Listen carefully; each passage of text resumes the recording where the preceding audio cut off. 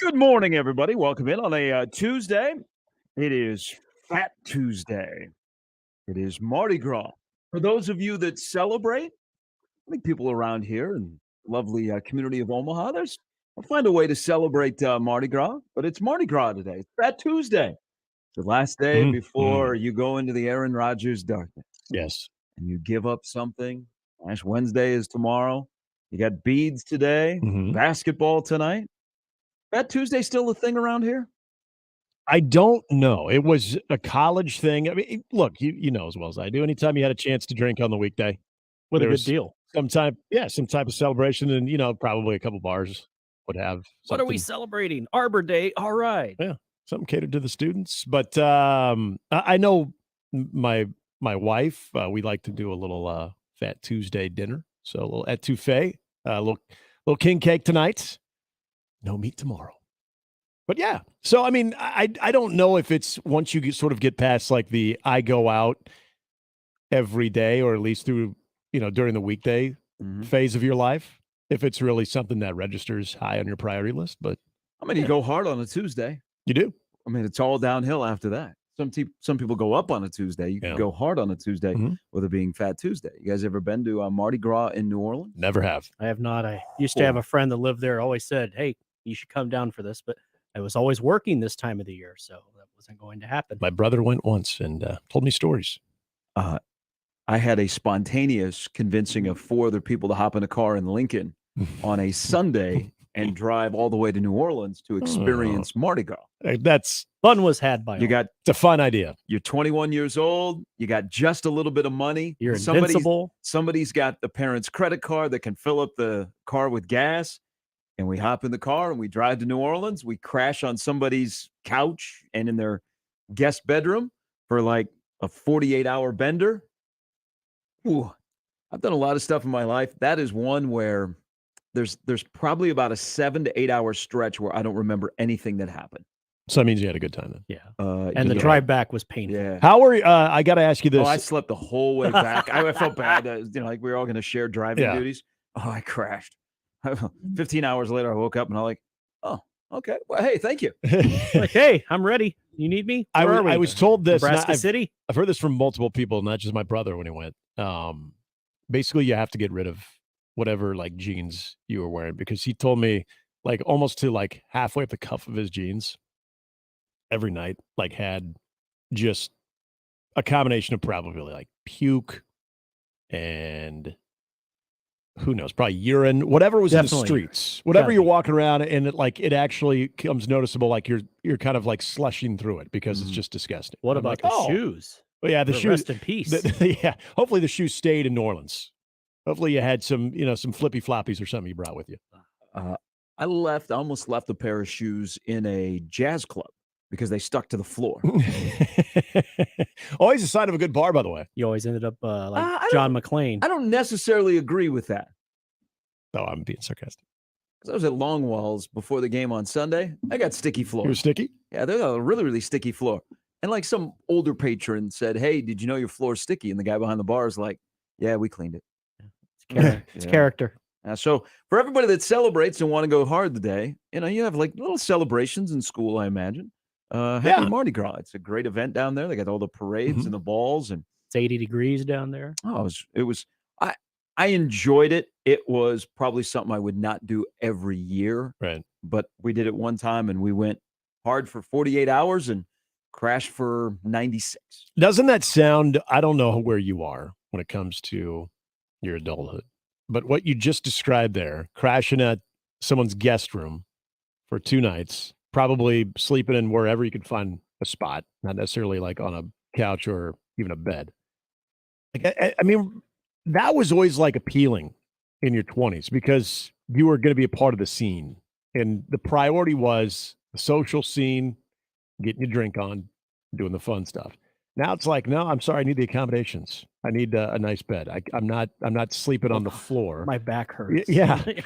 So what type of hotel can I find? What type of Airbnb can I find? I'll go do your Mardi Gras, but I got to make sure that my living arrangement is going to be up to my standard, as opposed to sitting in the corner or laying in the corner next to a couch because there's some Is there room for my unoccupied CPAP? space where I would normally put my suitcase. I don't know.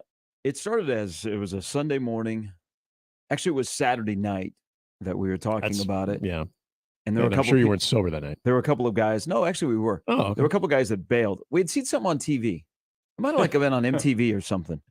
And they're like, someone find out how far away New Orleans is. We should do that. And one of the guys that lived in the house where I lived, like, you know what? I have a friend who I went to high school with, goes to school down there. Mm-hmm. So we're like, Done. "Mhm." So we found out how long it took to get to New Orleans, who was going to drive, if the said person had their parents' credit card. Yep. And would it matter if we didn't come back until like later in the week? Had everybody missed class? Well, of course, me, the genius in the house, was like, class? No. So we Sunday morning got in the car Mr. and Sharp, drove straight nice of you through. to join us. Did at It least was good. It was like you would never do that now, like the spontaneous. Yeah. Like I wouldn't have gotten up on Sunday morning and said, you know what? Let's tie one on for Mardi Gras. Right. Hop in the old Rogue and head Right. south. Yeah, like you wouldn't do that now because you have some responsibilities. Now But it's like, oh, let's get breakfast. But back then we did a ton of spontaneous stuff. Bought a potbelly pig just as a thought. Wait, what? Oh, that's right. You haven't been here. So yeah, I don't think I know this either. Not since mid-December, no. So this was a Monday when I was in college in Lincoln, and in the Daily Nebraska, and they were advertising for potbelly pigs for only $100. I totally. So the 7 other guys I lived with in this house at 26th and W, we were like, we've always been talking about getting a pet like a dog. And so this became a chatter amongst us about, let's get a potbelly pig. It only costs $100. And so we were trying to do who was going to pay the most, because one person had more money than some others. So like everybody put in like $10 or so. But we had to come to Omaha to get it. And we met this, and this is the part that I don't remember much because it was super dark out. We met this person like in a remote area in Omaha. And we exchanged the money, and he gave us a carrying case for the pig, and we brought the pig back to Lincoln. But that was like Did he give you any instructions? A little bit. Okay. What'd y'all name him? Homie. Okay. But we had After on a Monday. This started on a Monday morning, seeing an ad in the Daily Nebraskan, to later that night buying a pig. Oh, And this idea to go to Mardi Gras with the same people, by the way, started on a Saturday night. And by Sunday morning, we were driving to Mardi Gras. And I've never been back. I've had to go to New Orleans and act like an adult. Yeah. I've been in like a work. We had when I was in baseball, we had a retreat there. Mm-hmm. So you can't, act like you're 21 until you do. No. But for people that celebrate Mardi Gras, enjoy it. Did you have at least one person in the house saying, I bet you guys won't do it? He was the smart one who now runs a major corporation. Yeah. So he's like, you know what? I can't miss class. We did something similar, making a trip to Waco to see Nebraska play Baylor. It was a Saturday night. We're like, I'm sorry, no, it was, what am I talking about? It was a Friday afternoon. Plenty of tickets to be had in those days. Oh, it was. And it was a Saturday night game. So it was a Friday afternoon. We're like, let's go. All right. Got in the guy's Monte Carlo, 4 of us.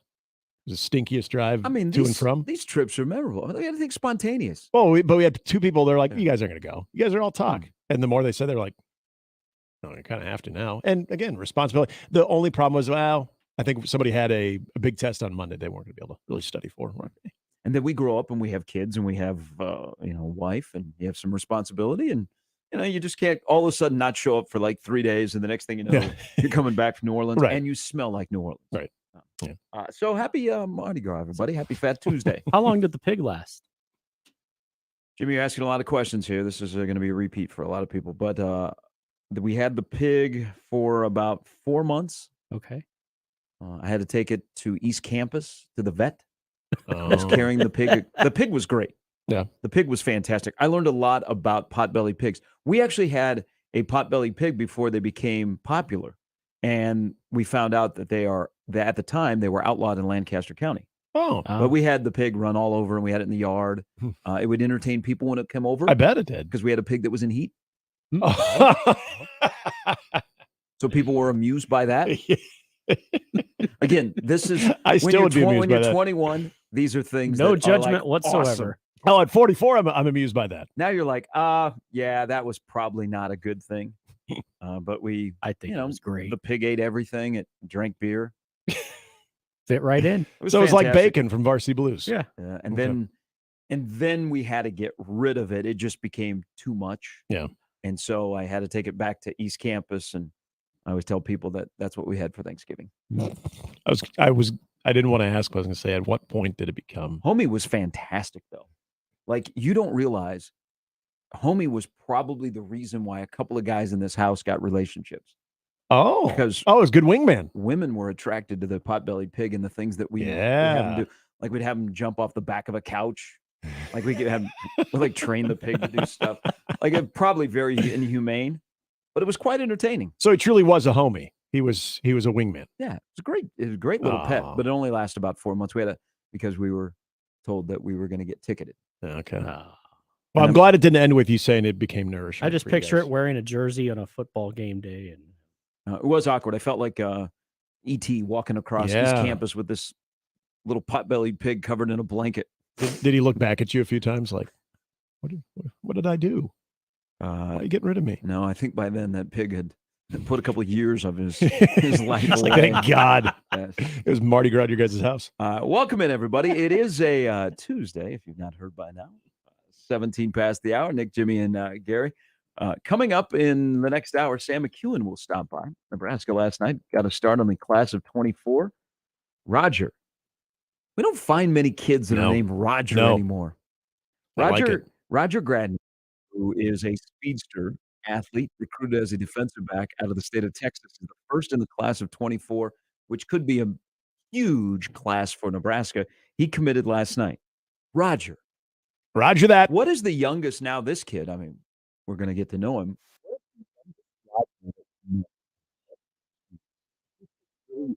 One person Yeah. called Roger. None that I know that are like significantly younger. I remember the former SCOTUS head football coach who was, I think he's like 2 years younger than me, Roger Cranky.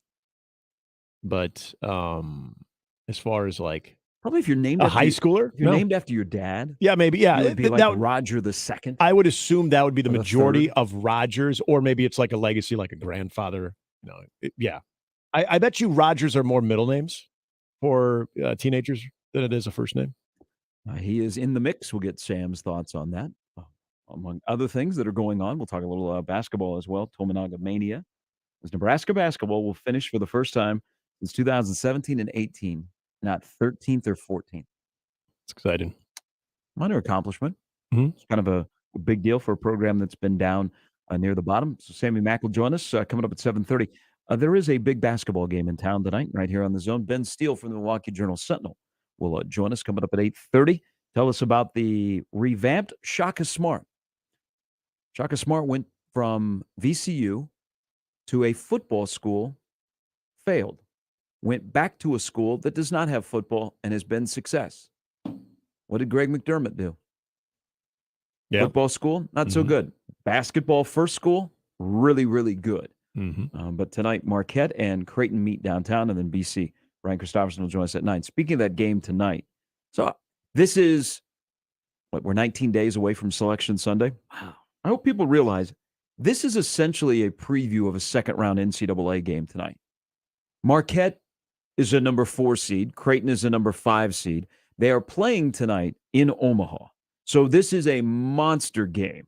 Not only, again, a little preview of the NCAA, the kind of competition you're going to face when you get into that second round if you happen to be a 4 or 5 seed, but also for a share of the Big East championship. If Marquette wins, their path is pretty easy. If Creighton wins, I'm not saying that Creighton's path is not easy. They got Villanova, Georgetown, and DePaul, but you're in a nice position. My question is, with this game tonight and how huge this game is, and this is going to be a high level, one of the best games of the week, and maybe it'll give us something like last week where Creighton and Providence played one of the games of the year. My question is, how come this game's not sold out? Yeah, I was. Still. So I think we had 2 Rob emails yesterday. You know, one was the game preview, and then maybe it was just the one. But I was expecting one to be announcing a sellout. So yeah, I'm surprised. I just assume it will be. So I'm on the CHI site. Again, this is a second round NCAA game tonight that's being played in this city. Top between 20. Creighton and Marquette. Don't give me it's a Tuesday night. No. Right? It's sold out other games, big game. This is the biggest game of the year. Mac even said, maybe the biggest game's the Seton Hall game in which they won a share of the Big East. Right. And I'm looking here. I noticed they did a flash sale. So it's the whole Omaha hockey. We're reducing tickets, pissing off the season ticket holders. Let's get some butts in the seats. Yeah. Upper level, $10. So I'm going through the seating chart online. Man, there are a lot of tickets available. I am really surprised by this. Surprising. Now, it's not like, I know we're not like talking like 2, 3, 4,000 in that range. But I thought this game by today would be sold out, and it's not. And I don't know why. It should be. Both these teams deserve to have a sellout. Now, regardless if there's 1,000 shy of a sellout, place is going to be rocking. But I just thought it would be one of those games that would be a sold out before they ever got to this day. Yeah. I am a little surprised by that. And look, again, like I get it this time of the year. Sometimes there's things that can keep you in the comfort of your own home. Oh, no, don't give me that. Don't give me that. Don't give me that. That's crap. No. That's a Tuesday night. It's a basketball school. It's a huge game. It's the biggest game. I don't want excuses. No, all I'm saying is, this ain't church night. Well, all I'm saying is that you can. There are games where, oh crap, is the weather going to be dumpy tonight? Well, then I'm going to watch it at home. Like that's how I can understand that, but that's not my point is that's not the issue. There's nothing going on. There's nothing keeping you from going to tonight's game. And this is when you do see environments that, hey, they boast a top 10 attendance, and that is a draw for recruits. It's games like this that you just expect to deliver. It's games like this that the atmosphere is going to deliver. So for it not to be, at least as of now, a sellout is very disappointing, in my opinion. Again, the only thing that I can ever think of on a game of this magnitude that could still limit people's attendance would be weather. That's not an issue tonight. 50 degrees and sunny. Yeah, it's not an issue. Nice night. Fat Tuesday. So we'll have a lot on this game, and the line is 5.5 for Creighton. I looked at this and I initially said it appears to be a little bit high. I thought, and ironically, I was talking to somebody right before this came out. They said, what do you think the line's going to be? And I said, maybe 3.5. Came out as 5.5. Not a huge difference. I don't want to touch the money yet, but man, I know there's a lot of models that are out there that predict like a 66, 63 type game. Mm-hmm. Maybe Ben Steele can help us when he joins us at 8:30. How is Marquette going to get enough stops to win tonight? I got 5.5. I'm vibing with Creighton tonight. Yeah. I just don't know how Marquette, who is efficient on the other end of the floor, especially in their half-court offense, I just don't know how they get enough stops. And remember, two teams haven't played since back in December, and Kalkbrenner wasn't playing. Mm-hmm. And he's playing now, and he's a huge difference. But Marquette, if you're trying to make a case like for Marquette making a run in the tournament, offensively, yeah, we can talk because they've got some weapons. But I'm not enamored with their defense that can, against high-level elite teams, especially like a Creighton with their starting five, can get enough stops to win a basketball game when it matters. That's how I'm feeling about tonight. I think I just really think it's a good opportunity for Creighton. I feel I shouldn't go all in on this one because last week I said I felt really good for Creighton against Providence. But I thought they played well in that game too. And I didn't think that even that loss really took them off track by any means. It didn't all of a sudden display a concerning brand of basketball. But this game, just the way that this team has played, what they've shown over the last month now, and I mean, even Saturday was an example, as we talked about, of, okay, kind of getting dragged a little bit into the mud and still being able to win. Being able to win some games that, quite honestly, even with Kalkbrenner in years past, Creighton's really struggled when they've been forced to play. But I just like where this team has been adaptable with overall game flow. So tonight, with that crowd, whether it's technically a sellout or not, it seems like the stage is set for them to have a pretty big night. Does it seem like it was 4 years already of the Joey Hauser game? Everything that is pre-COVID just totally messes with my concept. Simpler times. It just But you remember that? Oh game. yeah. And so, like, thinking about how long ago that was, yeah. They've had some good ones, but yes. This could honestly be that time. I hope, selfishly as a college basketball fan, I hope it is that way. For Creighton's sake, I hope it's not a high-stress game. I think it will be because Marquette's good. But you kind of want to see like these types of matchups, especially when you've got regular season Big East title implications on the line. Yeah, you want to see this thing be an epic one. Yeah, I say I'd be a hype man. I could say, hey, remember that game 4 years ago? You hate Joey Hauser, which was one of the weirdest endings to regulation. The game went to overtime.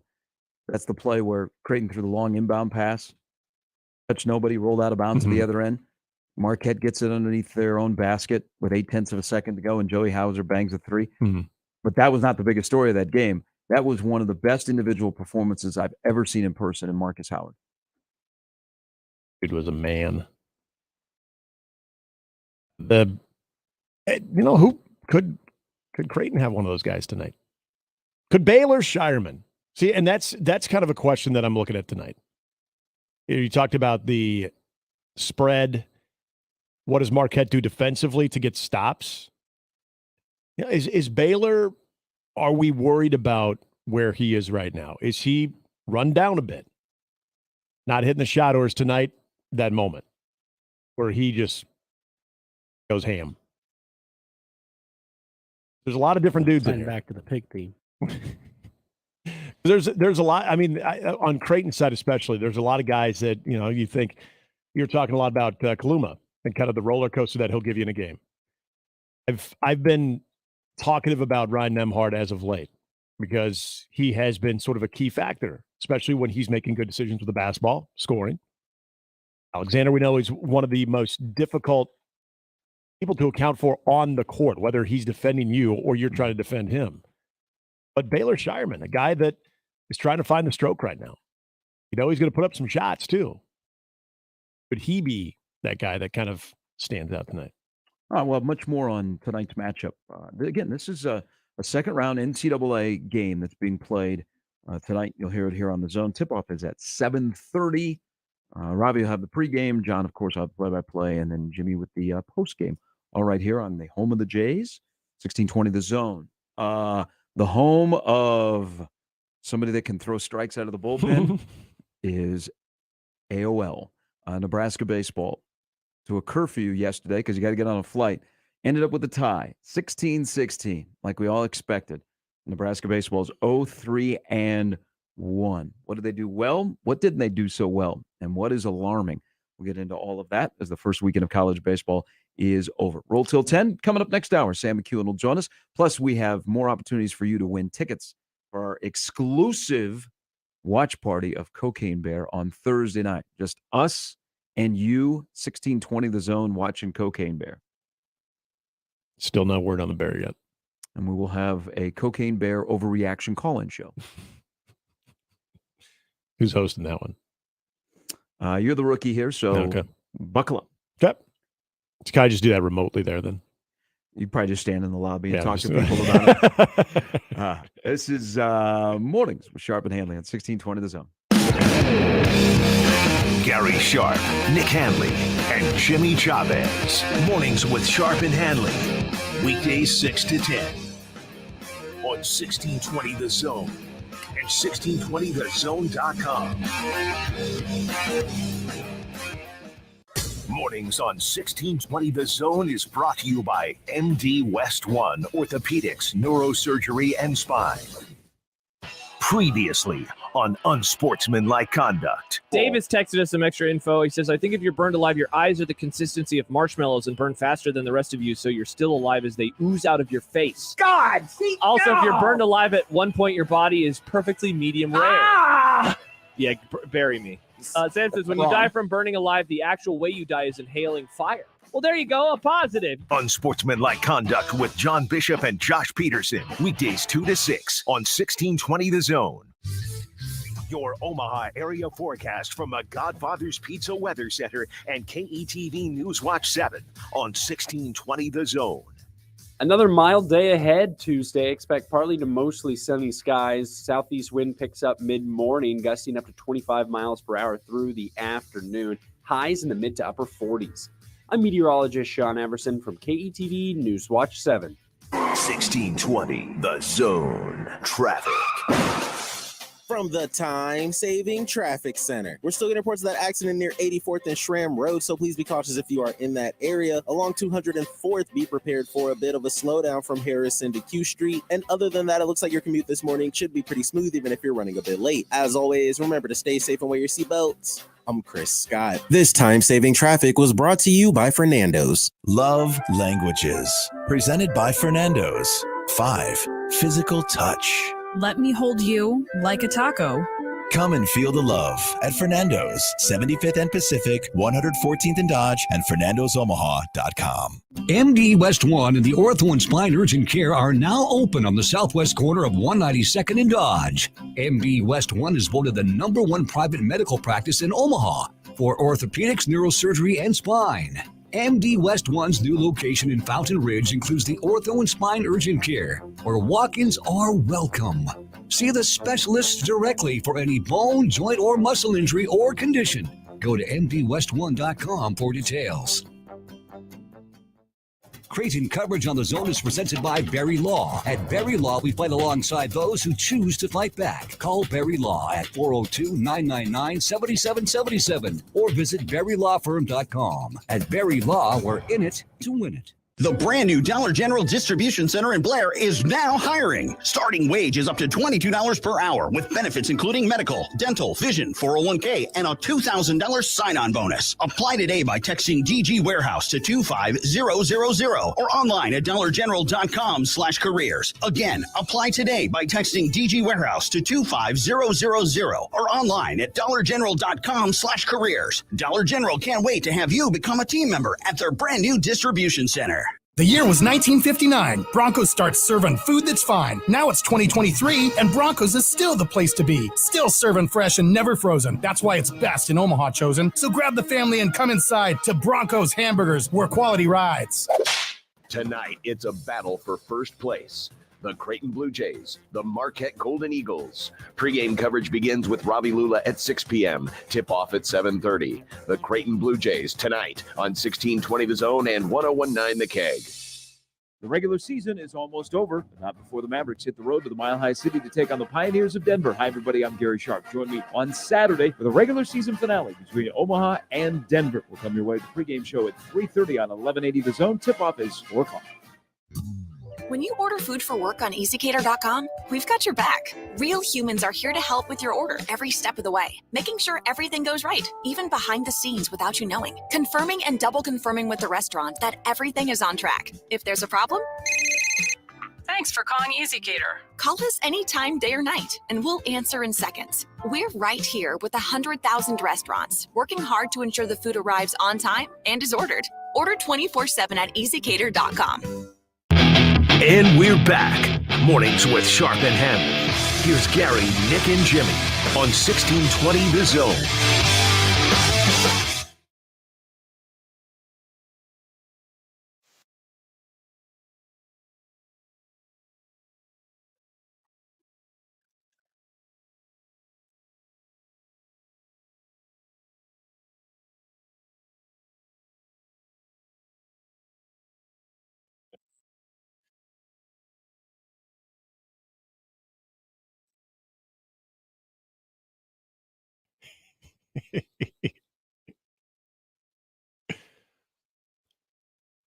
Oh, Plopper.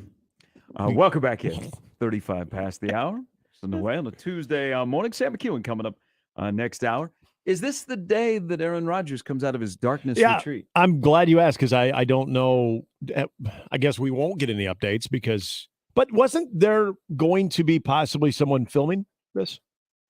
It's not truly dark. Well, yeah, exactly. Maybe post. Documenting They have this? to edit out the things that are probably NSFW. And we're not getting real-time updates on how A-Raj is. Yeah, he should. It should be any minute. It could be any second. McAfee is off. So Oh, it did will he go not with be him? until next week. Did Pat go with them? I don't think so. I think McAfee is smarter than that. Hmm. Maybe I'm giving him too much He credit. might be. But I think the darkness retreat is over today. Oh, there are lights feel it is playing somewhere.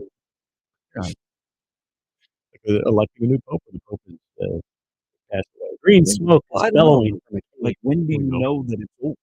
And they knock on the door and they go, "Time's up." Oh no, I think you know. You've reached the conclusion of your journey. Have you not gone on a soul search? I've watched Yellowstone. I remember when Casey did that, and I'm trying to remember when his kind of came to an end. Sort of reached. He saw his vision, right? Oh yeah, you got to see your vision. Okay. So maybe A-Raj has to see the vision, and you can't force it. So we'll see if it just naturally comes to him or what. Still, I think it would have been a great thing if, while he was in there, the Packers would have traded him. And that's the first thing he finds out when he comes out. He is now a New York Jet. How many, when we're, hopefully more people do this these days because it's good. But like Do when a you go on darkness vacation, retreat? not a darkness retreat, but when you go on vacation, you just kind of put the phone away, maybe even turn it off. I don't know, unless you got some responsibilities that you always have to be, in communication, emergency You mean type you're situations. not posting pics every 10 minutes on your Instagram? I have friends that do that. I was like, you're supposed to be on vacation. Well, and then you play the game of when you get back into civilization, you're like, all right, I want to see how many texts I have or how many emails I have or whatever. I wonder if people respected Aaron's his darkness retreat and just didn't bother to text him, or when he turns his phone back on, if it's just blown up, like if he's over like 5,000. I'm gonna guess messages. I'm gonna guess that Aaron Rodgers didn't have a lot of friends. Oh, his family doesn't communicate with him. I guarantee you those aren't part of the missed calls or texts or emails. I bet there are a lot of people that do not have his number. Yep. That claim to have his number. Mhm. It's a life changer when you go on vacation and you completely get off the grid. That's usually what I do. I delete Twitter, don't really check email, don't respond to people. The people that need to know where I'm at know, or I'm with them. Yeah. So that's a good thing. That's it's a cleanse. You delete Twitter? Yes. Okay. Because I have a lot of notifications, and so Mhm. I mean, I delete the app. I don't delete The the app, yeah, account. okay. That's what I meant. Because that would probably send off a red flag, and people would wonder what was going on. What's happening? All right, 39 past the hour. Yesterday in San Diego, some call it San Diego. San Diego, the Whales, what? Nebraska baseball played an interesting game. So That's they, a good way to they played a game where both teams blew a 6-run lead. Yeah. It's like basketball runs. So San Diego scores 9 runs in the bottom of the 4th, and Nebraska promptly runs off 12 unanswered. And they get towards the time limit, and all of a sudden, Nebraska looks like they might escape with a victory. Big win, get on the And plane. nothing is taken for granted this weekend. I believe that the San Diego head coach is still on the field talking to the umpire. yeah. Holy my gosh. I mean, you want to talk about speeding up rules that we're going to get to about college football, the proposals yesterday? How about the dude from San Diego not coming out of the dugout every friggin' time? Every inning. Well, I mean, were they as family members and they were catching up? They haven't seen each other in a while. But every time it seemed like the stream would come back from a break, the San Diego head coach was on the field talking to the umpires. Yeah, and from what I could gather, What about rain? Hey, we got rain about 20 days from now. We don't have a tarp here. Yeah.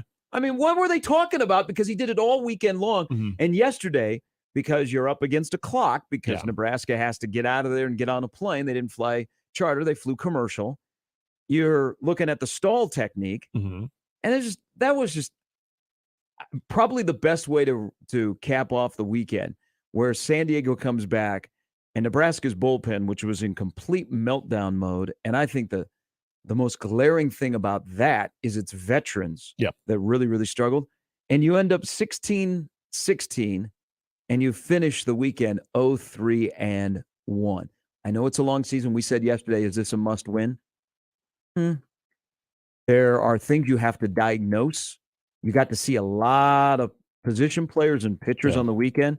So now you have a sense of what guys can and can't handle. And there are some freshmen that can handle the load, like a Dylan Carey or Caleb Clark in the field at the plate or on the mound.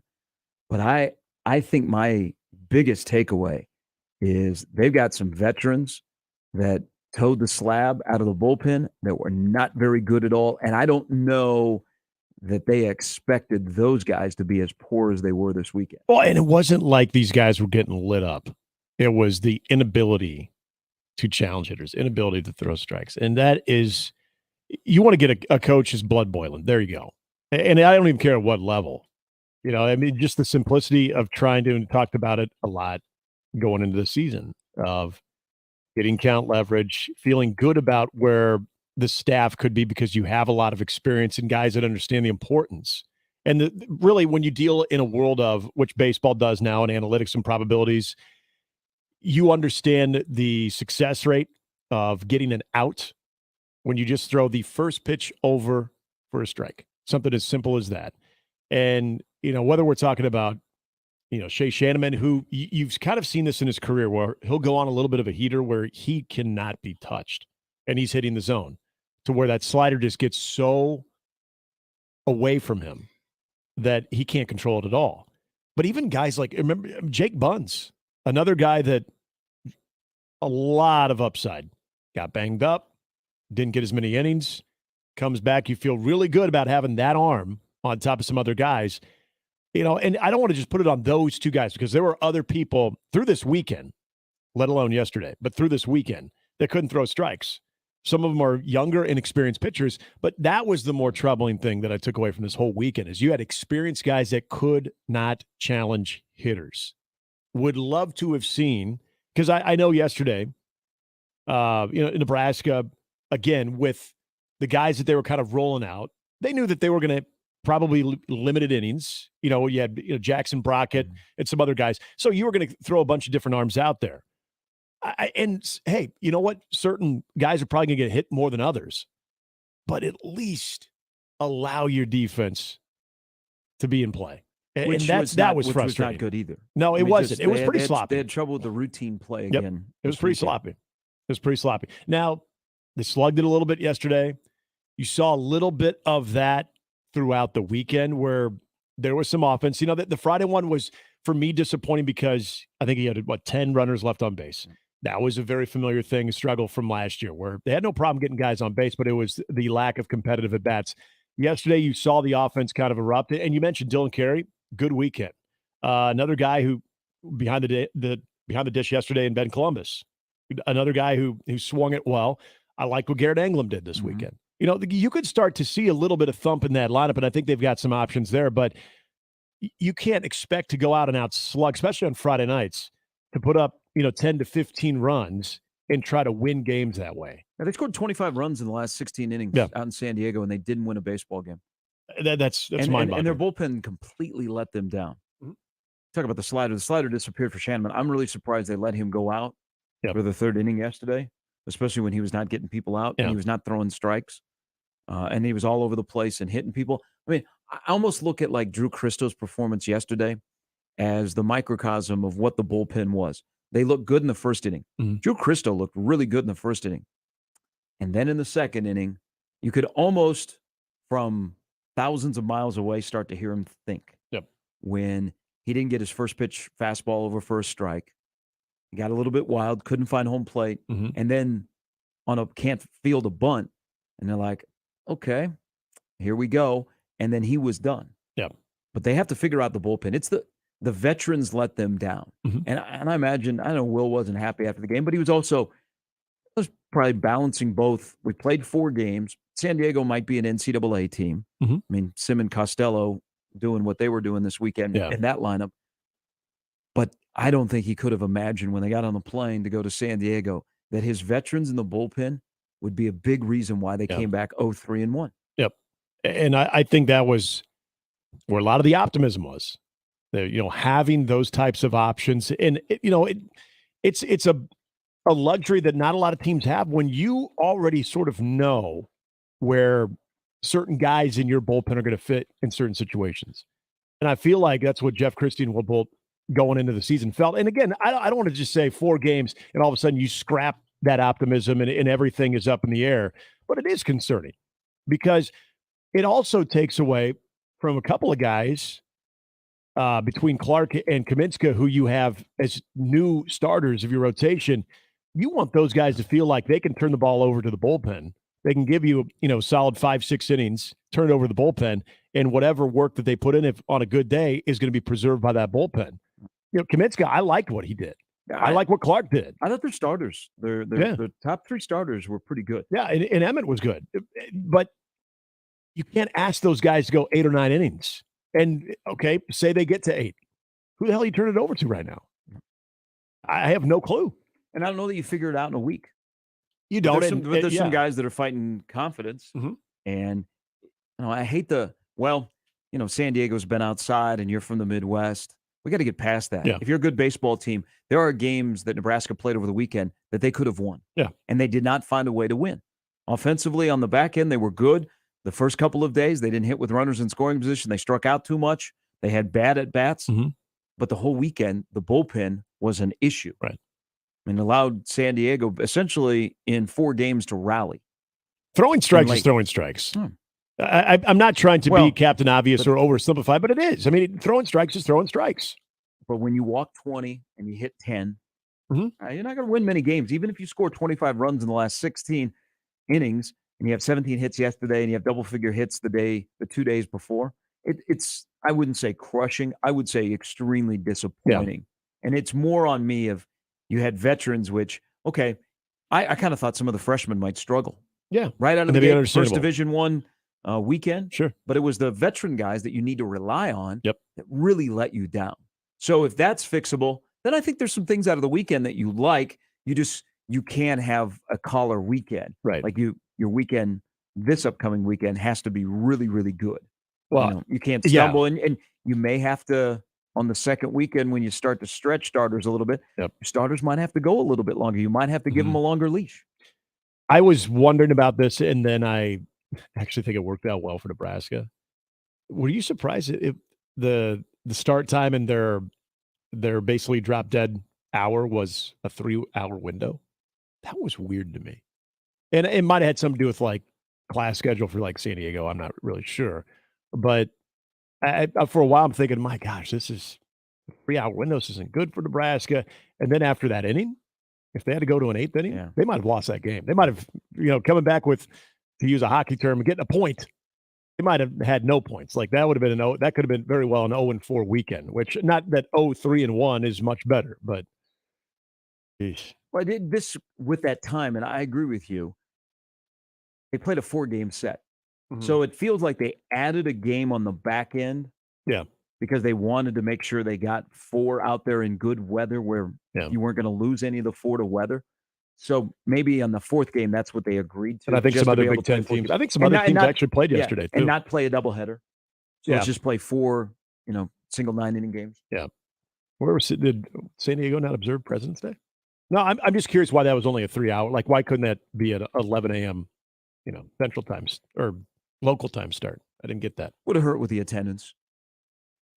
You get the Marine layer. Oh yeah, I guess you got to burn that off. You got to consider that. Yeah. Probably guys got to go to school too. Mm-hmm. Maybe the school has a restriction: you can't start an athletic event before noon. And I bet you that's probably what it was. But I'm surprised in that presence. Yeah, there aren't a lot of college baseball games that are played in a 3-hour window that go 9 innings. No. That's why I was stunned when I heard it. Wait, and especially when the head coach of San Diego is wearing out a path to home plate to talk to the umpires. Yeah, he's a human rain delay. Yeah. I hope that's not a great Like at one point, I know there was a discussion. He literally went up to the umpire after it was in the middle of the count. It was like a 2-0 count. It was a 2-0 count. The hitter looks back at the umpire, then out comes San Diego's coach.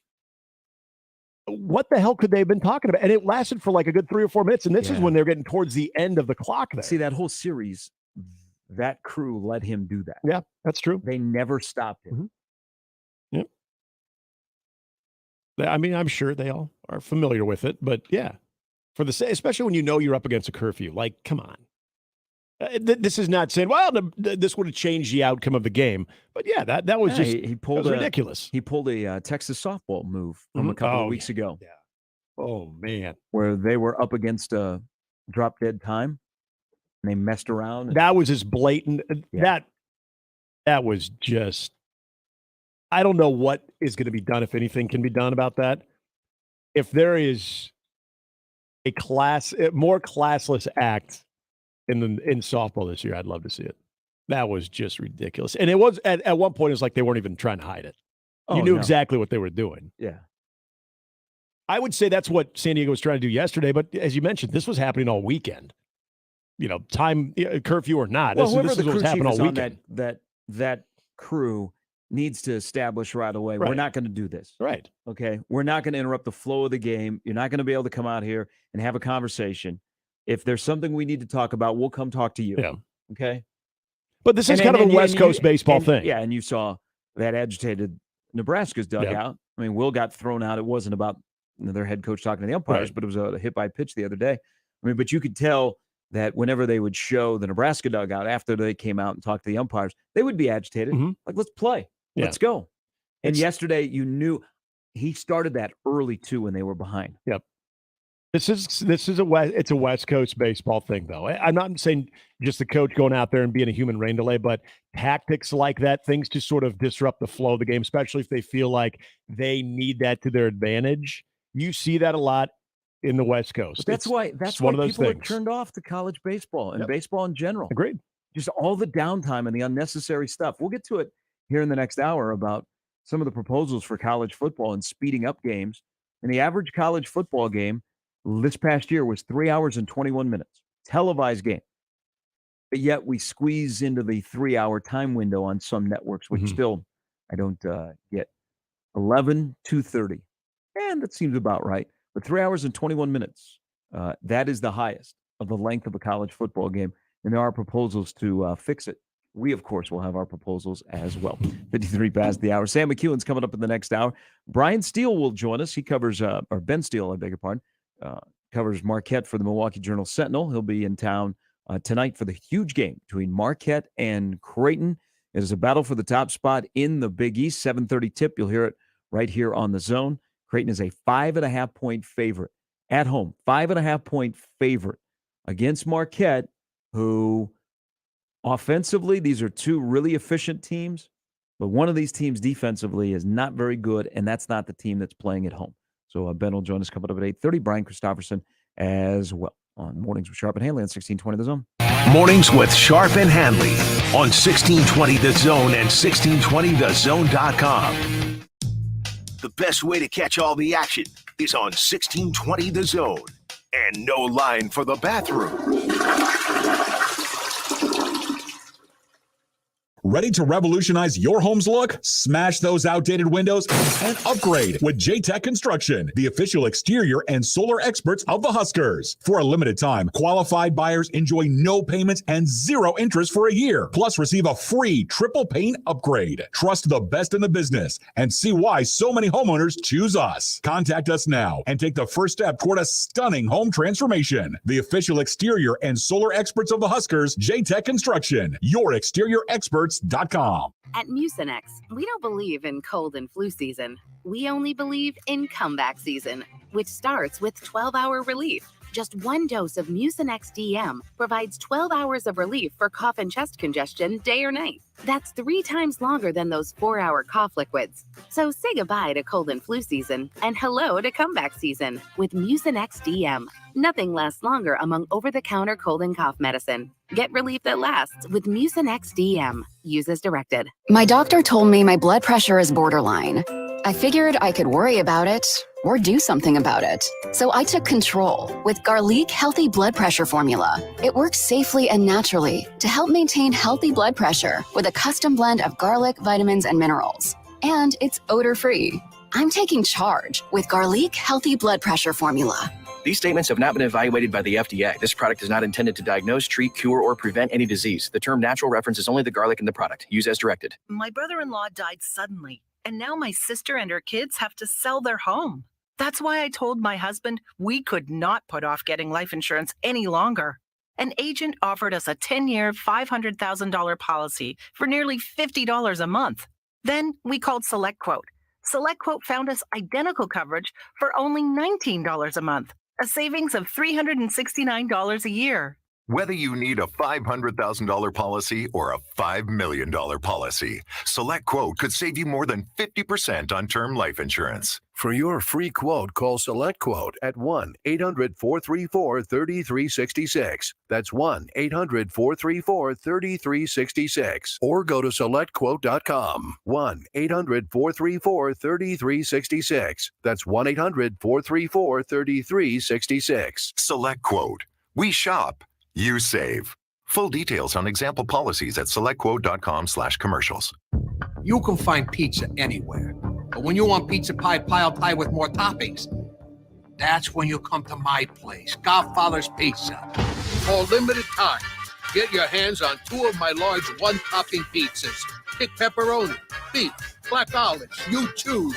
All this food for only $29. Feed your whole mob without breaking the bank. Hey, it's an offer you can't refuse. Godfather's Pizza. Do it. There's a lot of misconceptions about heating and cooling out there, so it's time we clear the air. When your heater goes out when it's below freezing, that's more than just annoying. Relying on your HVAC system shouldn't be a roll of the dice. Cold weather doesn't clock out, and at 1 hour heating and air conditioning, neither do we. From simple repairs to more complicated fixes, at 1 hour heating and air conditioning, we're always on time, or you don't pay time. Call 855-1-HOUR or visit onehourheatandair.com. Each location independently owned and operated, licensed in the respective state or county. Give your business a whole host of options with Host Coffee. The most impressive selection of office coffee, water options, healthy food options, and vending technologies. Host Coffee, serving you since 72. Be a part of the Host Coffee team today. If you'd like to work for a trusted and loyal family-owned company that understands the needs of working families, Host Coffee has your opportunity. Apply at hostcoffee.net. Here's this week's Maverick Minute. The number 15 Omaha hockey team erased a 2-0 deficit last Saturday night to go to a 3-2 overtime victory and a weekend sweep of the Miami Redhawks. The Mavericks return home this weekend for a top 15 matchup against St. Cloud State. Also, it'll no longer be the final home series for the Mavs as they secured home ice for the opening round of the NCHC playoffs. And that's your Maverick Minute on your home for the Mavs. News Talk 1290, 1180 The Zone, and 1620 The Zone. Now back to mornings with Sharp and Handley on 1620 The Zone.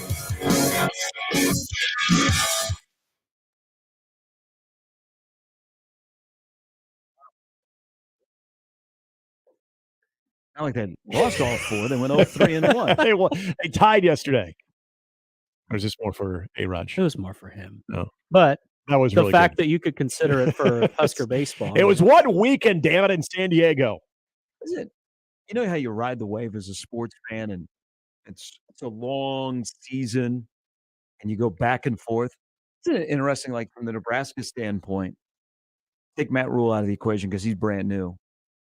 If I would have told you on January 1st whose popularity rating is higher on the Nebraska major men's sports side, Will Bolt or Fred Hoiberg, you would have said without hesitation, well, maybe you will because, last year was rough.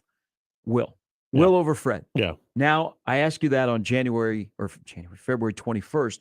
You're like, hello, have you not seen Nebraska men's basketball? Did you not see the meltdown yesterday in San Diego? Mm-hmm.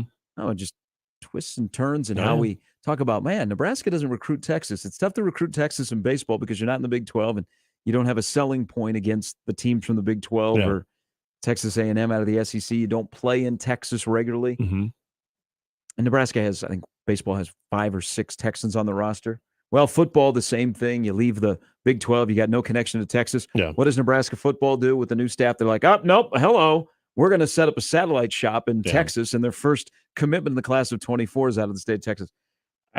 Speaking of Texas, where Jimmy is from, it's a little bit different in basketball because basketball is more national recruiting, and there's really no, you know what, it's tough to go to Texas and get a kid to come to play at Creighton in basketball. Yeah, it's not it's not that case. Yeah. But how do you not, in the game of college basketball recruiting, set up shop in Dallas? Mm-hmm. Yeah. So Baylor's roster, the studs on Baylor's roster, basically all of them are from Dallas. Watching last night's game between KU and TCU, KU, by the way, might be the best team in the country. Yeah, they might win it again. They might be the best team in the country. That was a big Jalen moment for Wilson had an off night. Yep. Grady Dick came out, got to 19 points about 2 minutes into the second half, never scored again. They didn't hit a field goal in the last 4:45, and they won at TCU. Yeah. A healthy TCU. KU now Ugly has 14 4-0. quad 1 wins. They might be the best team in the country. But in that game, I looked at guys that are from Texas and around the Metroplex. Mm-hmm. I mean, it's a huge state. lots of football there. There's a lot of great basketball players in the state of Texas, and especially in the Dallas area. Julius Randle was a Texan. Yeah. We were talking about baseball too, like the Big 10, Big 12, as far as baseball, it's not a draw. You can't compare the two. And, you watch the basketball talent, you watch the football talent that comes out of the state. Baseball's no exception to that. But where I think for Nebraska and seeing what Matt Rule is doing, you can understand, using the Big 10 to your advantage of teams that you're going to go up against, what you could eventually, pursue as far as a professional career through that conference and through investment that conference has with its football program or football members. Baseball, and we were talking about this during the break, and I know you had these conversations too when it comes to recruiting. People get pretty upset when Nebraska maybe loses an in-state guy to an A&M or someone of the Big 12 or SEC. And I don't know if people realize how truly challenging it is to recruit to the Big 10 when it comes to baseball compared to the Big 12 and the SEC. You should know when you see the majority of the field of 8 in Omaha is from one of those two conferences. But also the facilities, and Nebraska fans remember this when they're in the Big 12, going to places. Heck, just being over in Lawrence this last weekend, that facility, that baseball stadium is probably one of the lower end ones in the Big 12. It's pretty nice. Sure. It's pretty nice, though. That would be one of the better ones in the Big 10. K-State has made renovations. That one's nice. I don't even have to tell you about the ballparks in Texas. So the majority of it, those are great facilities. They take baseball serious. You lose guys that way even though you had this amazing talent pool in Texas, recruiting in that state to get guys out of that state to play at Nebraska, that's a challenge. And I know a lot of people thought, with Will Bolt's connections and being from Texas and then coaching Texas A&M, he should be able to find some of those guys. He might get a couple, but if you're thinking there's going to be a pipeline there. You're getting bounce back guys. Yeah.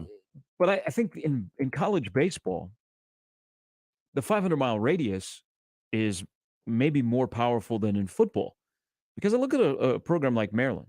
Maryland is a real College World Series team for the second straight year.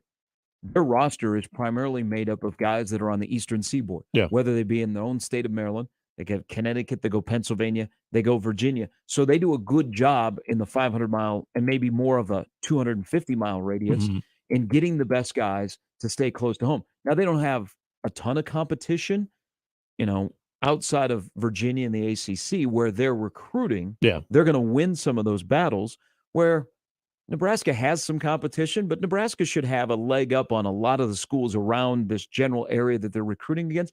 That's why it shows you it's so important, and Will has embraced this, is this state produces so much high school baseball talent. It does. That you have to win those battles because you're going to lose guys, especially in this area. We've seen the SEC come in here and grab guys that have gone to play in the SEC, and why wouldn't you want to go play in the SEC? But you've got to get the in-state guys that you want.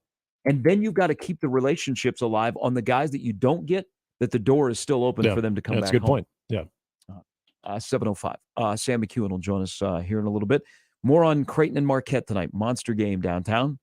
Tip-off 7:30. Creighton a 5.5-point favorite in what is a big, big game, as they say. It's notable on the college basketball slate tonight. And Ryan Kalkbrenner did not play the first time.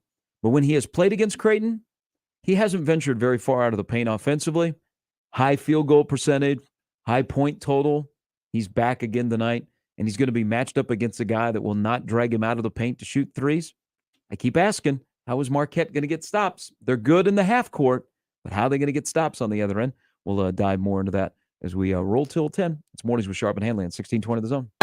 More with Gary and Nick after this on 1620 The Zone. Live from the Host Coffee Studio, this is 1620 The Zone. Mornings with Sharp and Handley, brought to you by MD West One Orthopedics, Neurosurgery, and Spine on 1620 The Zone. 1620 The Zone. Traffic. From the time-saving traffic center, we have one accident to report eastbound along Ames Avenue at 30th Street, so please be cautious if you are in that area. Then westbound along I-80, be prepared for a bit of slowdown just before 144th Street. And on Center, be prepared for things to slow down quite a bit from 192nd to 175th. As always, remember to stay safe and wear your seatbelts. I'm Chris Scott. This time-saving traffic was brought to you by the Nebraska Lottery. The Nebraska Lottery has raised over $908 million, which has helped to provide more than 117,000 college scholarships, save wildlife habitats across the state, and fund new facilities at the Nebraska State Fair. The Nebraska Lottery, helping to build a better Nebraska. Hey everybody, it's Michael Severe for Rotella's Italian Bakery Bread. Over 100 great years of serving the community high-quality products. Whether you're looking for hamburger buns or maybe you're looking for brat buns or hot dog buns. There's all different sizes, of course. Breads galore for your tailgating parties. Whatever you're doing, you can get great bread from Rotella's. And the best way to do it is to go to 108th and Harrison, where you can smell all the great smells that come out of the bakery, or you head to your local grocery store as well. For us, it's buying that loaf of bread and having it in the house, no matter if you're going to be making French toast or just sandwiches. Sometimes for some people, it's grilled cheese and maybe a tomato soup. I don't know. Whatever you're going to do, you need that bread in your house. You need to pick up some today. All the great tradition and all the great quality. It's what Rotella's has been about for 100 years. Either head over to 108th and Harrison now or your nearest grocery store for 100 great years serving the community and taking care of you with high-quality products. Email us on the Equitable inbox with whatever is on your mind. The Zone inbox is brought to you by Equitable Bank. We take banking personally. You can hit me up, agree, disagree, tell me your thoughts on life at Handley at 1620thezone.com. We want to hear from you on the Equitable Bank Zone inbox. Do you know a high school senior who'd like a $12,000 college scholarship? Well, be sure to tell them that the Salvation Army is now seeking nominations for the DJ's Hero Award scholarships. We're looking for Nebraska high school seniors who have overcome adversity and who are doing the most good in their communities. The application deadline is March 8th. Nominate your hero today. Just go to djsheroapp.org for more information. That's djsheroapp.org, djsheroapp.org. Duck Defense Midwest makes your home healthier and improves the life of your HVAC system. So improve the health of your home and everyone in it. Go to cleanairradio.com for a special duct cleaning offer for Zone listeners. That's cleanairradio.com. What's for dinner? Burgers? After last week, no thanks. Avoiding foods due to fear of diarrhea, gas, bloating, stomach pain, or loose, oily stools? It may not be just stomach issues. It could be EPI, or exocrine pancreatic insufficiency. EPI can cause uncomfortable symptoms because it's a condition where the pancreas doesn't release enough digestive enzymes to break down food. But EPI can be managed. Use the symptom checker on identifyepi.com and talk to your doctor about your symptoms. That's identifyepi.com. Sponsored by AbbVie. At Mucinex, we don't believe in cold and flu season. We only believe in comeback season, which starts with 12-hour relief. Just one dose of Mucinex DM provides 12 hours of relief for cough and chest congestion day or night. That's 3 times longer than those 4-hour cough liquids. So say goodbye to cold and flu season and hello to comeback season with Mucinex DM. Nothing lasts longer among over-the-counter cold and cough medicine. Get relief that lasts with Mucinex DM. Use as directed. Hi, friends. Kent Pavelka courtside getting ready for this year's matchup between the Average Roofing Companies and the Rooferees at John Higgins Weather Guard. The average roofers are just that, average at best, not very impressive. The Rooferees, above and beyond the opponent, more dependable, service that exceeds the norm, good sportsmanship, fairness, and integrity. You know them, you love them, and they're ready to win for you. Make the right call with John Higgins Weather Guard. It's tip-off time with the Rooferees at John Higgins Weather Guard. Rooferees. Tickets for less. Best seats, best prices, no per-ticket fees. Ticketsforless.com. KOZN Bellevue, Omaha, Council Bluffs. This is 1620 The Zone. Now back to mornings with Sharp and Handley on 1620 The Zone.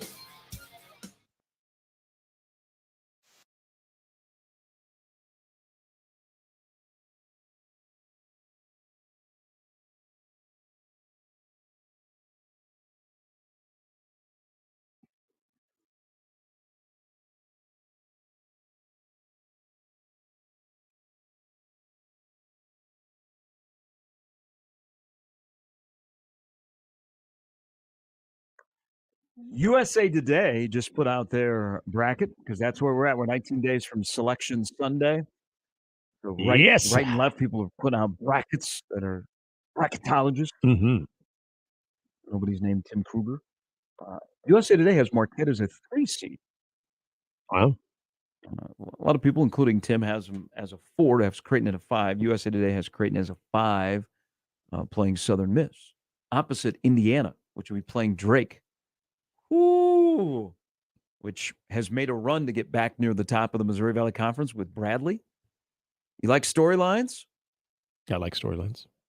Creighton and Drake playing each other, That would be fun. possibly in a round of 32 game. That would the be good cool. old days. But the That would USA be Today cool. has Indiana and Drake. I think IU has a better chance to go further than any Big Ten team, and that includes Purdue, because I don't like Purdue's freshman guards this time of the year.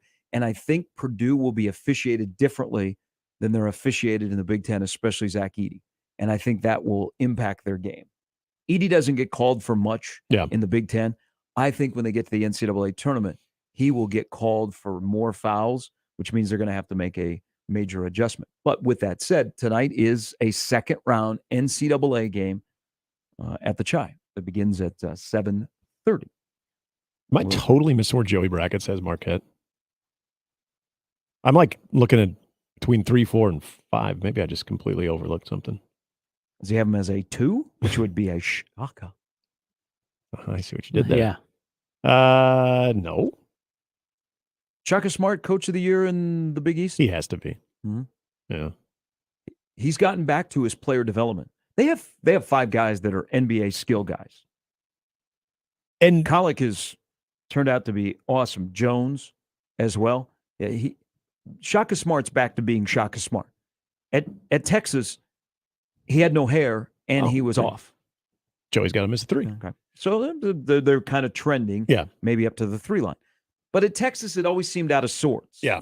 And he was never able to, just consistently put years together.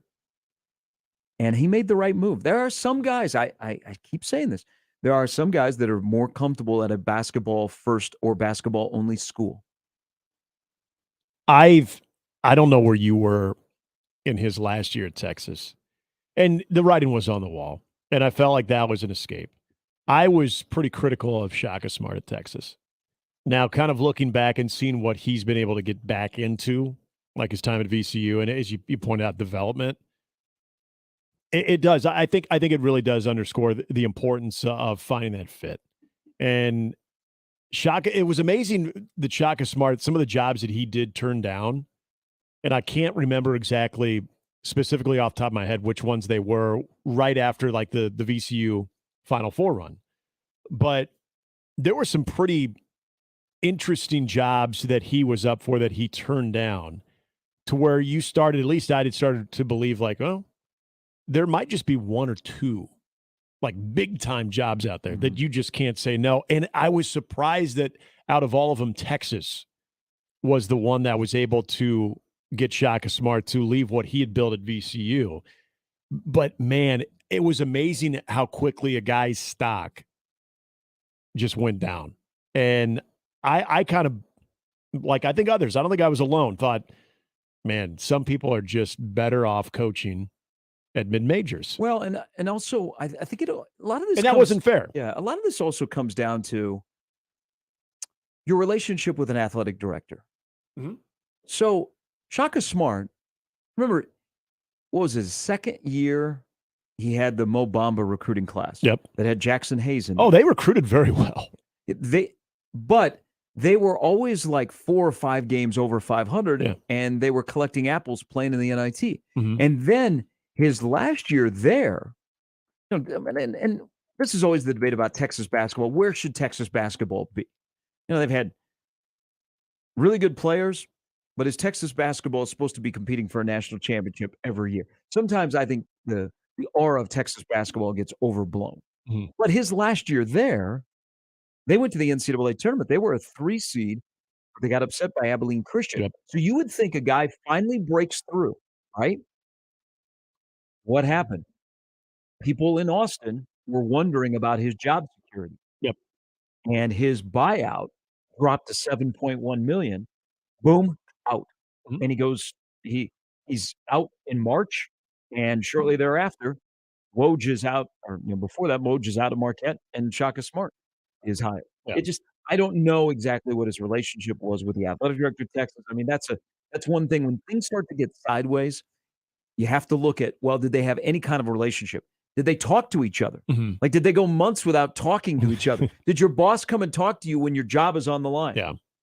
Are you hearing stories about, man, they're talking to such and such while you're still in the middle of your job, and in that case, you're making a run to the Yeah. NCAA tournament. So he is a much better fit. He looks more comfortable. He doesn't look as stressed. He's growing hair, and he is back to developing players. Yeah. And Marquette is a surprise this year. They are. I don't think nobody thought that Marquette would probably be at the top of the Big East. They've been, he's already taken them to the NCAA tournament, but he's just another in the line of really good coaches in this league that are good coaches from player development standpoint. And I like what he's done with this roster. I don't know that they have enough to make a long run in March, but they're good enough to be a 3 or 4 seed. And as we've seen, they're good enough to win the Big East regular season championship. And if they win tonight, just don't make them play DePaul, St. John's, or Butler. Just say you walked into Omaha and you beat a team that, of the top 5 teams in the Big East, if you're looking towards March, that it's tough to find many flaws in Creighton. You win in Omaha, you sweep Creighton this year, just give them the Big East championship. Shaka, for me, I'm also really I'm happy because I remember how good of a coach he was at VCU, that you thought, okay, this is one of the bright stars in this league. We're going to see him go on to probably a bigger school, and he's going to be one of those coaches that's talked about. That, as I mentioned before, that conversation quickly changed. What's good to see what he's doing right now at Marquette. But the other thing is, and sometimes these coaches, they go through those moments, whether we're talking football, baseball, volleyball, whatever sport, you can sort of put that rising star at a mid-major level. They go into to get their first Power 5, or in this case, Power 6 experience. It doesn't work out. And then you're kind of at that crossroads. Are we going to hear from this person again? Are they going to kind of be able to go back to how we remembered them before they got to that stop or not? And good on Shaka Smart, because I get the feeling is, I'm sure, miserable of an experience that was for him, especially a guy who is highly competitive as Shaka Smart is, to underachieve that many years at Texas. And yes, part of that is on Shaka too, but also being a young coach. If I'm in the Big East, I'm really keeping my eye on Marquette, because what he has been known to do as a head coach and being able to develop, as you pointed out, Sharpie, but also going through that experience, the right type of coaches, the right type of minds in any sport. And we're hoping the same thing with Matt Rule, that you take sort of a failure, an experience where a lot went wrong, and a lot of it you can sort of point the thumb and say, yeah, it was on me. But if you learn from it and you're starting to kind of find it like he is at Marquette, boy, he could be even better than what we saw at VCU. He's an interesting coach. So you could kind of start to see the writing on the wall at Austin. But everybody said he'll have options. If Texas fires him, Shaka Smart will not be unemployed for very long. Mm-hmm. Not a lot of coaches that probably fail at Texas are going to be swooped up. But here, we did this with the Frost hiring class around college football, how Jonathan Smith and Chip Kelly really are the only two that have done well, or actually are still in their job that they were hired when, the hiring cycle of 17 for the 18 season. The year that Shaka Smart was hired at Texas, Iowa State had to replace a guy named Fred Hoiberg. They hired Steve Prohm. He kind of used Fred's players, and they went to the NCAA tournament 3 or 4 years, and they were a 4, 5, and 6 seed, and they went to the Sweet 16 his first year, but he was with Fred's players. Yeah. Well, he came from Murray State. I don't know if you guys are following this or not in mid-major basketball. He's back at Murray State. Yep. Mike White at Florida. That looked like a really good hire. Mm-hmm. Mike White was coming from Buffalo. All right, good hire. Didn't work out. Mike White's still in the SEC. He's now at Georgia. Mm-hmm. We talked about Shaka Smart. The only guy that is still in his role that was a high-profile Power 6 hire in that Shaka Smart hiring to Texas, Rick Barnes. Yep. Where did he come from? Texas. And Rick Barnes has got Tennessee in the national championship mix now every year. Chris Mullen was hired the same year. Bobby Hurley, who is still at Arizona State. Yep. Ben Howland, no longer at Mississippi State. Mm-hmm. Avery Johnson, no longer at Alabama. Dave Lato, no longer at DePaul. That was the year, the 2015 hiring class, the biggest hires, and there's one guy that's left, and that's Rick Barnes. And I still think there are a lot of Texas fans. I know this happens a lot. You get the don't know what you got until it's gone. And I remember hearing from some Texas fans, not close personal friends, but hearing a little bit of that chatter that, some Texas fans felt like that was maybe a little bit more premature, but others felt like, hey, you know what? We need to be better than we are. Final Fours aren't good enough. National championship mixes, that's where we need to be in. And Rick Barnes, he won a lot there.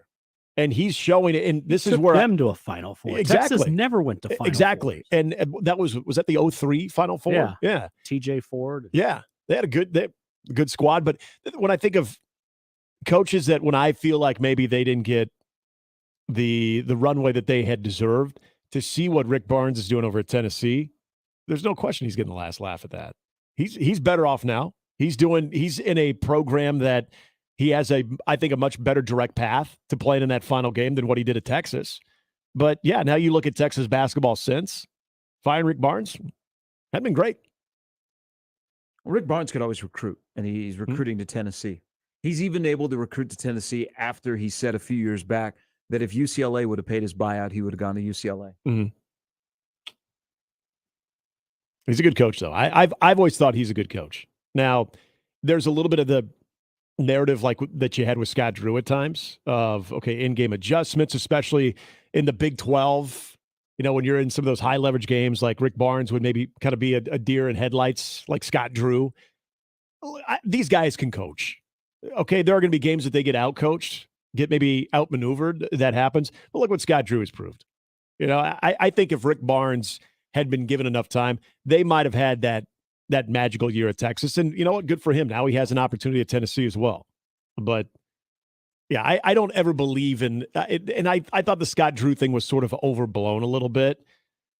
The Rick Barnes thing, you heard that a lot too. Can recruit, can't really coach though, can't really develop. Gets sort of rattled in games when having to make adjustments. But once you knock one down, no one ever says that about you. Scott Drew now is thought of it in a much different light because they got a national championship. You tell me that his in-game strategy or ability to adjust has dramatically changed? No, because it probably was never that bad. I think the knock with Drew has always been he's able to accumulate talent, and they're athletic, but when it matters most, they can't get it done. Right. Like the team beat Creighton in the NCAA tournament. I mean, that team was unbelievable, but he couldn't get it done with them. Yeah, he wins a national championship, so people are like, well, he's off the hook. But he has proven to me, and it's always hard for me to wrap my arms around. He's been there for 20 years, is he has become a better in-game coach. But nobody can match what's going on in Lawrence. I mean, Bill Self last night, again, put on a clinic. Yeah. When guys aren't playing well, your best players, how to win a tough game on the road. Bill Self, again, reminded everyone that he is the best coach in college basketball. Yep. He's in the Hall of Fame for a reason, and that's why we've said since we were in school, death, taxes, and Bill Self. Because it's true. Every year. Don't get his own march. Never been lower than a 4 seed. Now, I still like TCU. I think Mike Miles, you can tell that he's still favoring that knee. And when he's healthy, they're a tough out. Yeah. But last night, I mean, Jalen Wilson didn't play well. No. They had some weird combinations. Thank God they have DeJuan Harris, who's one of the best passing point guards in the league. He's playing well lately, too. But they found a way to win. They didn't score a field goal. They didn't hit a shot in the last 4:45 and still won the game. And it's not like they were up by 17 and TCU came back. That was a 3, 4, 5-point game the entire night. Grinded out game. Well, and tournament-like game. What TCU did to Lawrence not too long ago, too, to go to Fort Worth and to have, you pointed out, it's a big part of that win. And it, again, goes back to Bill Self. If you were to sort of return the favor on the road to TCU, you would think one of two things would have happened. Either Jalen Wilson or Grady Dick would have a huge game. And neither one of them did. And Kansas has shown in the last month that they can win with Jalen having an off night. I mean, that's your guy. That is your dude. And you look at what they're kind of developing around, and that bench is getting a little bit more deep as well. I saw that, right in front of me on Saturday against Baylor. You've got something there where you don't need, and I thought that about Kansas going in this year. Man, they're going to need Jalen Wilson to be Ochai Agbaji, and I don't think he can be. Now, to Jalen's credit, points per game, way up. He's been able, for the most part, to be that guy. But when he's not, and I don't think he's built to be that guy night in and night out, they've got other answers.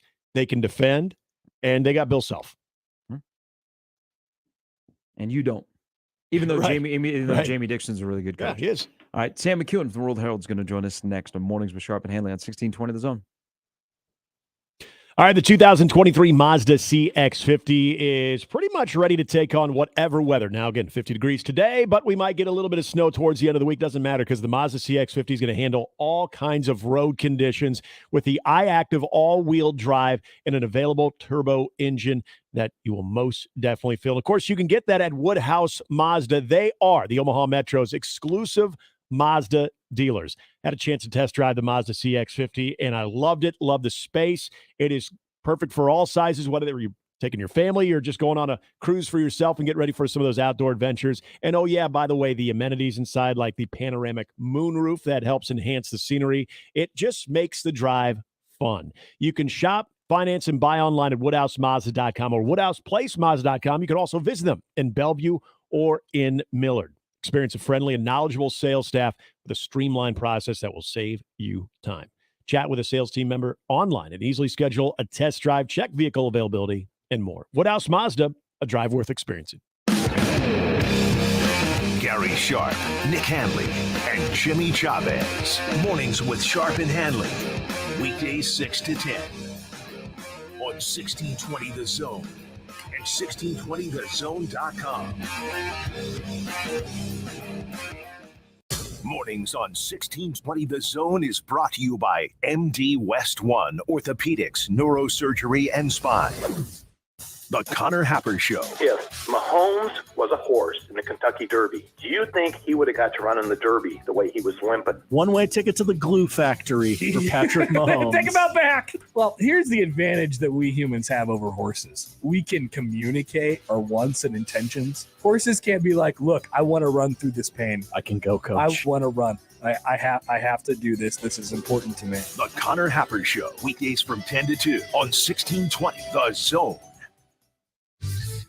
Your Omaha area forecast from the Godfather's Pizza Weather Center and KETV News Watch 7 on 1620 The Zone.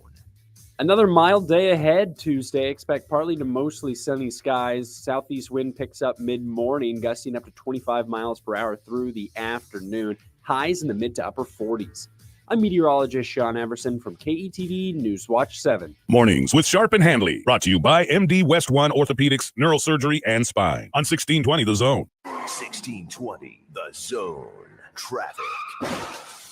From the Time-Saving Traffic Center. We have no accidents to report at this time, but you can expect a bit of slowdown from Richland Drive all the way to 84th along Highway 370. Then on Dodge, be prepared for a minor delay from 94th to 90th. And on L Street, things are slowing down just a little bit near 90th Street. As always, remember to stay safe and wear your seatbelts. I'm Chris Scott. This Time-Saving Traffic is brought to you by Saul's Jewelry and Loan. What does Saul's loan on? Almost everything, like jewelry, gold chains, bracelets, earrings, wedding rings, and high-end watches, guns, electronics, $10 to $50,000, super fast and easy with no credit check. Saul's loans on almost everything.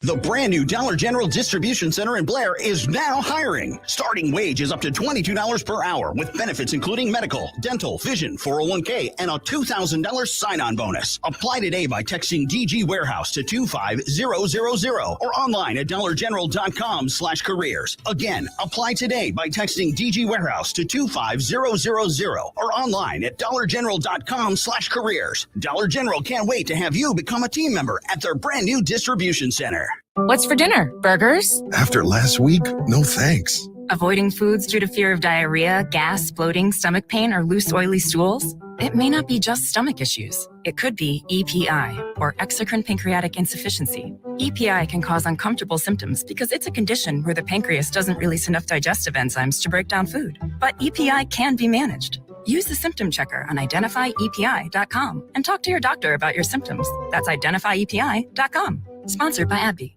Millions of Americans are facing mental health challenges, and many within your organization could be too. Give your team the tools to learn the signs and start the conversation with mental health first aid training. Call 211 or visit UnitedWayMidlands.org to sign up for free today. Did you know that radon is the #1 cause of lung cancer for non-smokers and that our region has some of the highest levels in the country? Radon Defense Midwest can test and fix your home. Visit radonradio.com for an exclusive offer for 1620 The Zone listeners. That's radonradio.com. From basketball to volleyball, baseball to softball, soccer, tennis, and so much more, the Creighton sports season is packed with action. The 1620 The Jays podcast, presented by Barry Law, covers it all. Each week, we visit with Blue Jay athletes and coaches to hear their stories and document their climb through the Big East Conference. The 1620 The Jays podcast drops each Friday morning and is found at 1620thezone.com and all major podcast platforms. Just search 1620 The Jays. Covering all things Creighton Blue Jays, it's the 1620 The Jays podcast, presented by Barry Law from 1620 The Zone. Your Omaha Maverick hockey team is at Baxter Arena taking on St. Cloud State for their final regular season home series this weekend. Pregame is at 6:30 Friday. Puck drops at 7:07. It's UNO versus St. Cloud State on your home for Maverick hockey. News Talk 1290 Coil. Give your business a whole host of options with Host Coffee. The most impressive selection of office coffee, water options, healthy food options, and vending technologies. Host Coffee, serving you since 72. Be a part of the Host Coffee team today. If you'd like to work for a trusted and loyal family-owned company that understands the needs of working families, Host Coffee has your opportunity. Apply at hostcoffee.net. Check out Kugler Vision's Love Your LASIK savings at kuglervision.com. Now back to mornings with Sharp and Handley on 1620 The Zone.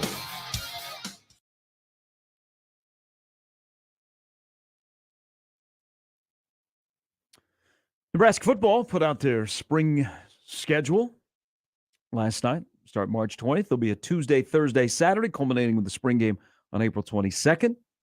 Michigan started spring football yesterday. Everybody does it a little bit differently. Sam McCune of the World Herald joins us. Good morning.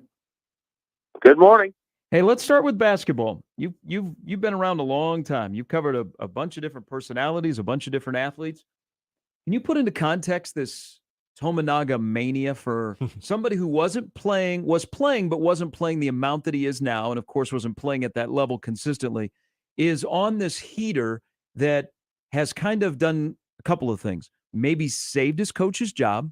It has reignited a fan base. They are winning. There's hope. He's made it fun, and the kid's become a rock star. How would you wrap all that up and to describe to somebody what Tominaga mania is? Well, it's a lot of fun. He scored over 20 in the last five games, 20 or more, and he plays with an irrepressible joy, and nobody begrudges him it. Everybody loves it, and so even the opponent. I mean, nobody has a problem with the things that Casey does on the floor. And so I think there's a real exuberance to the way he plays. There is a kind of style to some of the shots he takes and some of the layups he makes. He's out there having, real fun. I think people appreciate that he appreciates all of it. And sometimes, really, really good players can sometimes rub people the wrong way because they have a sense of their importance, and so can get frustrated with their teammates and things like that. In case they bring really none of that to the table, it's just not there. I think he plays really hard. He scores a lot of points. He does it in a fun way. The team's winning, and they are winning to a great degree because of what he's doing. Yeah. Now, Derek Walker's the best player on the team, and he plays a key role every game. But that's been true all season. So without Derek, they don't win the games. But Derek's been there. Casey is the different part of this story that has ignited this run. Casey and Sam Boyer. Now, Sam's had specific moments in some of these games where he's done some stuff. In the Wisconsin game with the steal, and then on Sunday against Maryland, where he's done stuff that people won't forget. Husker basketball fans won't forget. Whether Sam is an elite player in 2 years or not, I don't know. But he's done some stuff in the last 3 weeks that diehard Husker fans will remember for a very long time. Okay. Yeah, and Sam, we were kind of touching on this yesterday, but we remember at the end of last year, Nebraska was kind of the senior day killer for Ohio State and Wisconsin. But I don't know if anybody had any real feel that, hey, this team is going to carry that into the Big Ten tournament. Is it a similar feeling of what's going on right now, or do you think there could be sort of more to what Nebraska is kind of figuring out, and more importantly, what Fred Hoiberg is kind of figuring out when it comes to rotations and what he can use, with sort of a limited roster right now? Does it feel any different than it did at the end of last year? Well, they started it a couple weeks early. We'll see if they can roll that out, into the Big Ten tournament. I do like their chances to beat Minnesota because Minnesota's going to be exhausted and Minnesota's not very good. Michigan State will be tough, but we'll see what Michigan State's schedule is, because I think they have to reschedule a game with Minnesota as well. So they may have, a tight schedule in there. And then you got the game at Iowa. I wouldn't think Nebraska would win that game. Hard place to win, but you just never know. Mm-hmm. There's things where you're like, maybe not. We'll see. And so, I would say that they have a chance to extend this. What's been true of Fred's team, well, at least the last two, and this one, is they get better shooting as the season goes on, and we'll see. Maybe they started this run early. Maybe they can get to 19. If they win a couple of Big Ten tournament games and make it fun. It's hard to say. They played so many good teams this year. They're battle tested. That's for sure. They're not going to walk into any of these games and not have a clue about what's going on. So, there's a lot of I think there's a lot of positive things that you could say, and I do think they've largely figured out who they want on the floor when. Keita has a specific role. That's helpful. And then, they know what they want to do when Sam comes in the game and what Sam can help them with. He's certainly not a guy that you want to play 40 minutes if you don't have to, but he can play a lot of minutes for you, and there's a lot of things that he can do. Let's shift to recruiting, because Carter Nelson yesterday got, Lane Kiffin following Nick Saban drops an offer. Texas offers a kid from Ainsworth, Nebraska. I'm guessing that a lot of these coaches have never been around an 8-man football game, but his stock is going through the roof in less than a year. We know what he can do track and field wise. We're seeing him do more on the football field, but he is a wanted man. What's your gut tell you about how this whole process is going to work out, where Nebraska is in the mix as well, and especially next month when they have their Monster Junior Day, he's slated to be here. How do you think this is going to play out? That's a good question. Well, for one thing, I think any time that Alabama offers a kid, you have to think about what role they might play in the recruiting process. Alabama usually wants an answer pretty quickly. Mm-hmm. So not always. They waited on Caden Crocker, obviously, until the last day, but they usually want an answer relatively fast because they can recruit almost anyone. And so we'll see if that relationship gets going very quickly. Obviously, I think Nebraska will have a tremendous opportunity, and Matt Rule's put in the work. I'll be curious to see if the big junior day is the day that you want to bring somebody like that in. There's probably two different approaches. One, you bring in a kid like that on his own, before you have the big junior day, and you sort of present Nebraska as maybe a kid from Nebraska would want to see it. And then maybe you bring him in on the big junior day when Dylan Raiola is there and say, is this the guy? Hey, we think we're going to get this guy, and is this the guy that you want throwing passes to you, and so on and so forth. And so I think there's a couple of different approaches you could take. I do like Nebraska's chances, as I would with almost any in-state kid, especially one that's not from Omaha.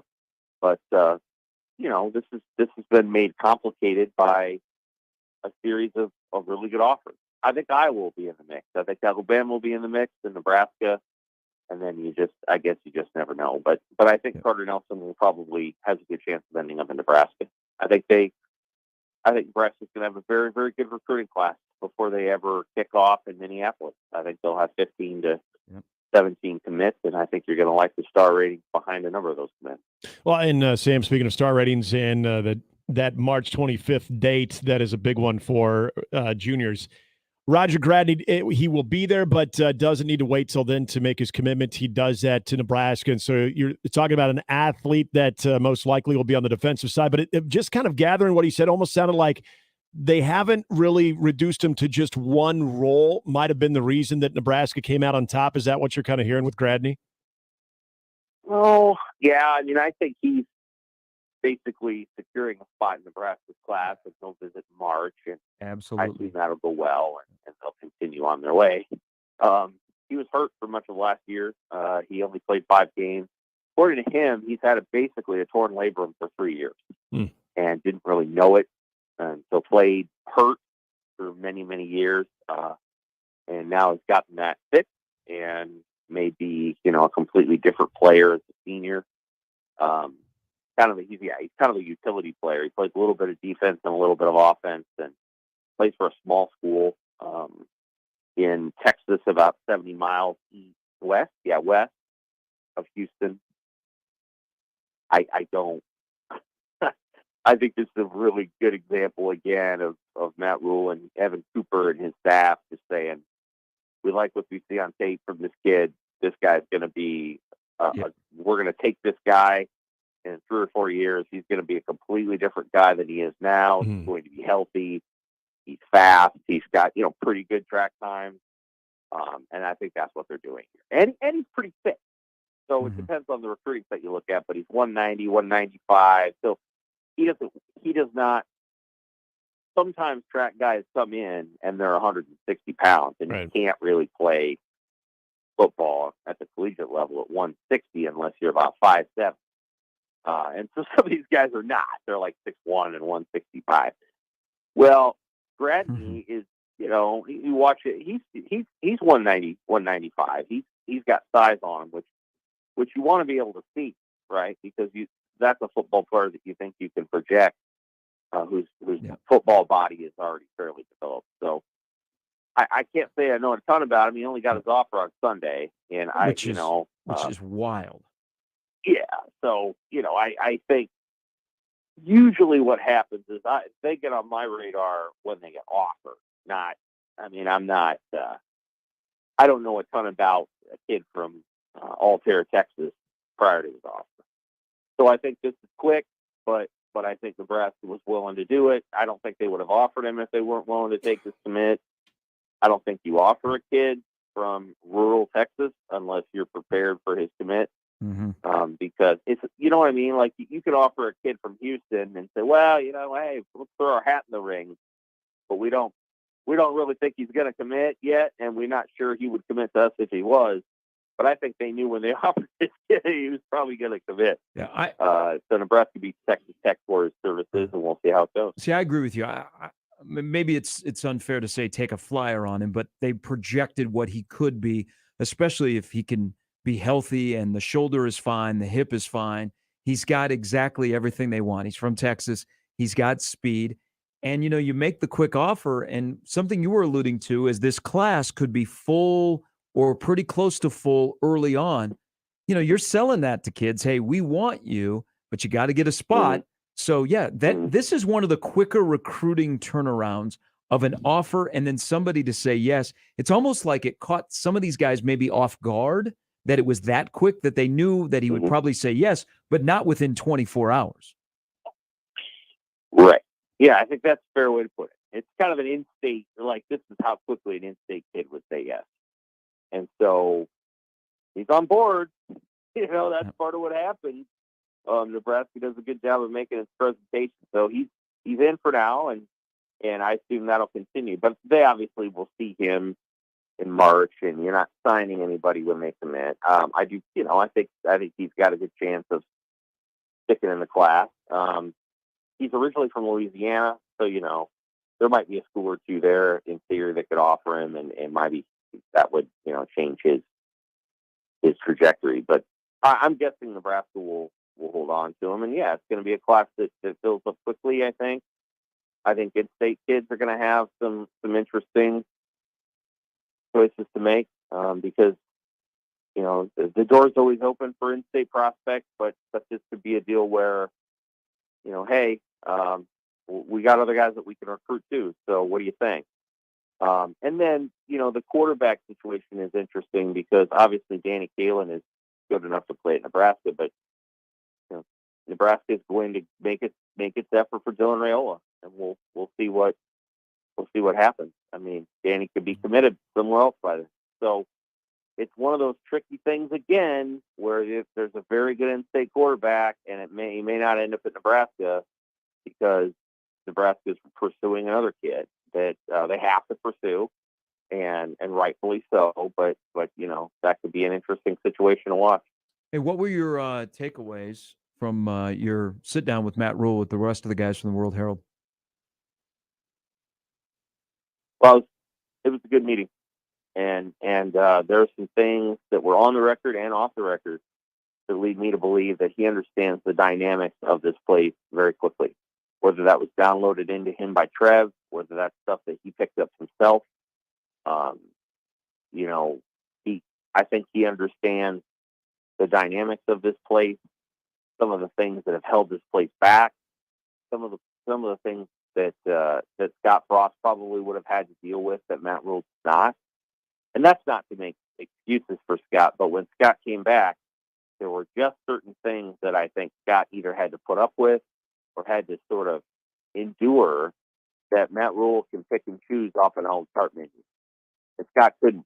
It felt like he could, and Matt can't, and part of that, I think, is the walk-on program. And that's not to say the walk-on program is going away, but Scott felt this inherent pressure to take 40 walk-ons in his first two classes, which he did not need to do, and he shouldn't have done. And Matt doesn't feel that. He doesn't have to.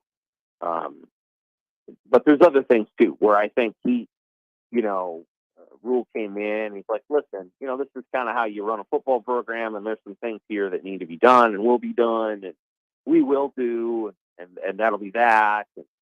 And I think that is gone. So he's able to communicate those things. I think he's very honest. And so there's some things that help us along the way. His comments about Heinrich Harburg, although I think he's kind of made some of these were notable, that he thinks Harburg could be a potentially very dynamic, interesting quarterback. I thought that was notable to me because the previous staff previous offensive coordinator had no time for him. Yeah. Sam, the big question, between now and when spring ball gets underway, and we've heard some of the coaches talk about it too, of just the culture when it comes to those close games and this team mentally, being able to overcome that obstacle. In your interaction with him, did that seem to be, a big part of the conversation of what they're trying to maybe get to the root of, what, trying to figure out how they can change that? It was part of it, yeah. He talked about a number of different things, but I think that was definitely one of them. In the journalism world, I suppose I would compare what Nebraska football is trying to do with, writing on deadline. You have to, when you're in, not every journalist has to deal with this because there aren't deadlines for all journalists, right? Because they're online or whatever. But there's still like an impetus or a pressure or whatever to get things up quickly, so people can read your content or whatever. I mean, I'm going too far into the weeds, but the point being that what they're thinking about as it relates to winning in the fourth quarter is sort of a mindset and a competency they feel like they need to meet in the off season, and then trickles over into the season. And there are things about the way that I think Matt Rule would manage a football game that will probably help them to win close games. He may be a little bit more conservative in some areas, more aggressive in others. But I think where he wants to get that team is just when they get to the fourth quarter, they're fresh, they're strong. and they're mentally engaged in the game, and they're not making crucial, critical mistakes because they somewhere inside of their process they're not sure if they can get it done. And so like there's just one of the great things about sports is that you know there's a final product that reveals everything that you would know about the process that got them there. And I think that's where Nebraska's, you can tell that they have not been able to figure out a way to be resilient at the key moment in that game because they're not resilient. Yep. And so, whereas there's ways that other things can be, masked over in journalism or something like that. In football, if there's a final product, there's winning and losing, and there you go. And obviously, Nebraska hasn't won enough games. So, I think what Rhule's working on is just how to build a program that is geared toward winning at the end of games, not geared to overwhelming an opponent at the beginning. Yeah, that is going to be a transition. We'll hear Corey Campbell tomorrow. That'll be kind of interesting. We don't get to hear a strength and conditioning coach talk very much at a podium. Yeah, I know. It'll be interesting. I'll be intrigued to hear. He was on the radio I think last week, but this will be a little different. It'll be it'll be a little different talking to him from that perspective. Great stuff, Sam. Appreciate it. All right, take care. Sam McCune of the World Herald. Yep, Corey Campbell, strength and conditioning coach, will speak to the media, along with the last two assistant coaches that have not spoken to the media. I believe that Zach Duvall in the first year, maybe before spring, may have spoken. I think he did, yeah. But this is very, very rare. But it'll be from the perspective, he's had guys for a month now in winter conditioning. Yeah. And he's a guy that got a ton of energy. He's got a very interesting background. But it's kind of gives you a little insight of, let's put our strength and conditioning coach, who is kind of because of a month and what people see and what people hear, and his chat with Jessica on the Husker Radio Network on their podcast, it's kind of a mystery of like, So I thought that was very a subtle placement to have the strength and conditioning coach meet the media, which not only at Nebraska, but how many other places around the country actually have their strength and conditioning coach stand in front of the media. They may do like a side interview, like a special feature, but not of where you're going to be taking, the Q&A with the media. Yeah. Who most of the people sitting in that room have no idea what a barbell is from a dumbbell. Well, some do, though. I mean, come on, some do. And Donovan will be speaking as well with Rob Dvorak. And I know he doesn't reveal much, but I think this is going to be really interesting with him, too. I don't know. Donovan doesn't speak hardly at all. Right. But he maybe spoke. Will this be, I think this might be either the second or third time that Donovan Raiola has spoke publicly in front of media since he's been at Nebraska. Yeah, I think there was maybe twice last year. Yeah. And none of it was during the season, obviously. But, he was one of the ones that was retained. And at least there'll be, I think, a little bit more intriguing line of questioning. What the responses are, I don't expect much. All right, 7:54. Next hour from, as Jimmy tells me, Lambert Field in St. Louis. Hopefully. Ben Steele's flying from Milwaukee, so he must be flying Southwest. Yes. So in Milwaukee, St. Louis, he's coming into Omaha for tonight's Marquette game. He covers the Golden Eagles for the Milwaukee Journal-Sentinel. They got a nice little, what is it? Is it Chef Fly? Chef Fly, the brewery there? Chef Fly. Chef Fly that you can have at the airport there too. If why you not? don't feel like it's too early. Hey, sometimes you got to have it to fly. I haven't flown through St. Louis in a while. Yeah. I miss Midwest Express. Midwest Express used to fly out of Milwaukee, and they had a direct flight to Omaha. Oh. That's how I used to fly home in college. 2 hours from Kansas City to San Antonio. Got 2 cookies. Yeah. Nice. Rest in I've peace. never done that. Well, Jimmy used to also be able to smoke cigarettes on them. Just a little bit before my This is time. bizarre. Yeah, People lighten up. Yeah, just think about that. Mhm. You used to sit in a tube in the air, and you'd be able to smoke. Yep. We've evolved. In a plaid suit. And Have tie. we evolved? Ben will join us coming up at 8:30. Brian Christopherson as well. Maybe he can tell us why Casey Thompson felt the need last night to let everybody know that he actually is coming back. Even though he was seen at the Friday morning mat drill. I just kind of assumed that he was coming back. He'd signed with 1890. He's been at community events. Yeah. He's been a leader during workouts, but he let everybody know last night that he was coming back. We'll ask BC why he felt the need to do that. Coming up, that's at 9 on Mornings with Sharp and Handley on 1620 The Zone. Hey there, DJ's Dugout celebrating 30 years. That's right, 30 years, and boy, has time flown. And they want to say thank you to the Omaha community for your support for 30 amazing years, going strong since 1993. And DJ's truly appreciates the community that they serve, and it is an honor to serve their friends and guests for this many years. And also tonight, big matchup over there at the CHI Health Center. Creighton taking on Marquette. Whether you're going to go to the game, well, stop by the DJ's Dugout 10th and Capitol, or you just want to watch it with some friends tonight, you've got 7 metro area locations that you can choose to watch the big matchup with the Jays. And maybe you want to take on a Blue Jay lemonade. Well, they have that at DJ's Dugout for all of you Creighton fans. And tonight, also, you can enjoy $12 domestic buckets, and they've got their fried chicken dinner for just $11.99. Plenty to enjoy at DJ's Dugout for the big games and everything in between. Dig in at the Dugout. Mornings with Sharp and Handley on 1620 The Zone and 1620thezone.com with Gary Sharp and Nick Handley. Big names, big games. We've got them all. 1620 The Zone. It's time to find a career that's right for you. Metropolitan Community College can help you find a new path forward on your time. Whether you need a degree that puts you on a path to a new career or need to finish a degree you've already started, MCC makes it affordable and convenient with a flexible class schedule, online or on campus. It's your time to path forward. Let MCC show you the way. Register today. Classes start March 9th. Apply today at mccneb.edu/adults. A DUI is everything you didn't prepare for. You did not save for it. You did not train for it. You did not go to school for it. You did not raise your family or buy a house or get a job for it. It is not your life goal or a dream come true. You have planned for everything in your life. You did not plan for a DUI. Get a ride. A DUI costs more than you think. Brought to you by the NDOT Highway Safety Office.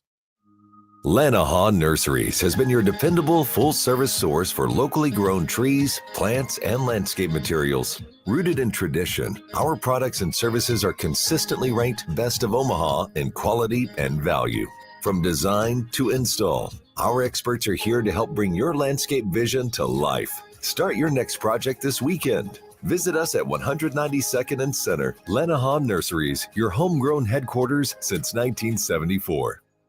Oscar's Pizza and Sports Grill is your home for the big game. Whether it's the pro football playoffs or a rivalry on the hardwood, you'll find all the action on Oscar's upgraded audio-video system. With 40 TVs and massive dual projectors, the game has never looked better. Pair that with their award-winning char-buffed wings and $7.99 Monday through Friday lunch specials. Oscar's Pizza and Sports Grill has everything you need. 173rd and West Center Road, and for takeout at 162nd in Maple.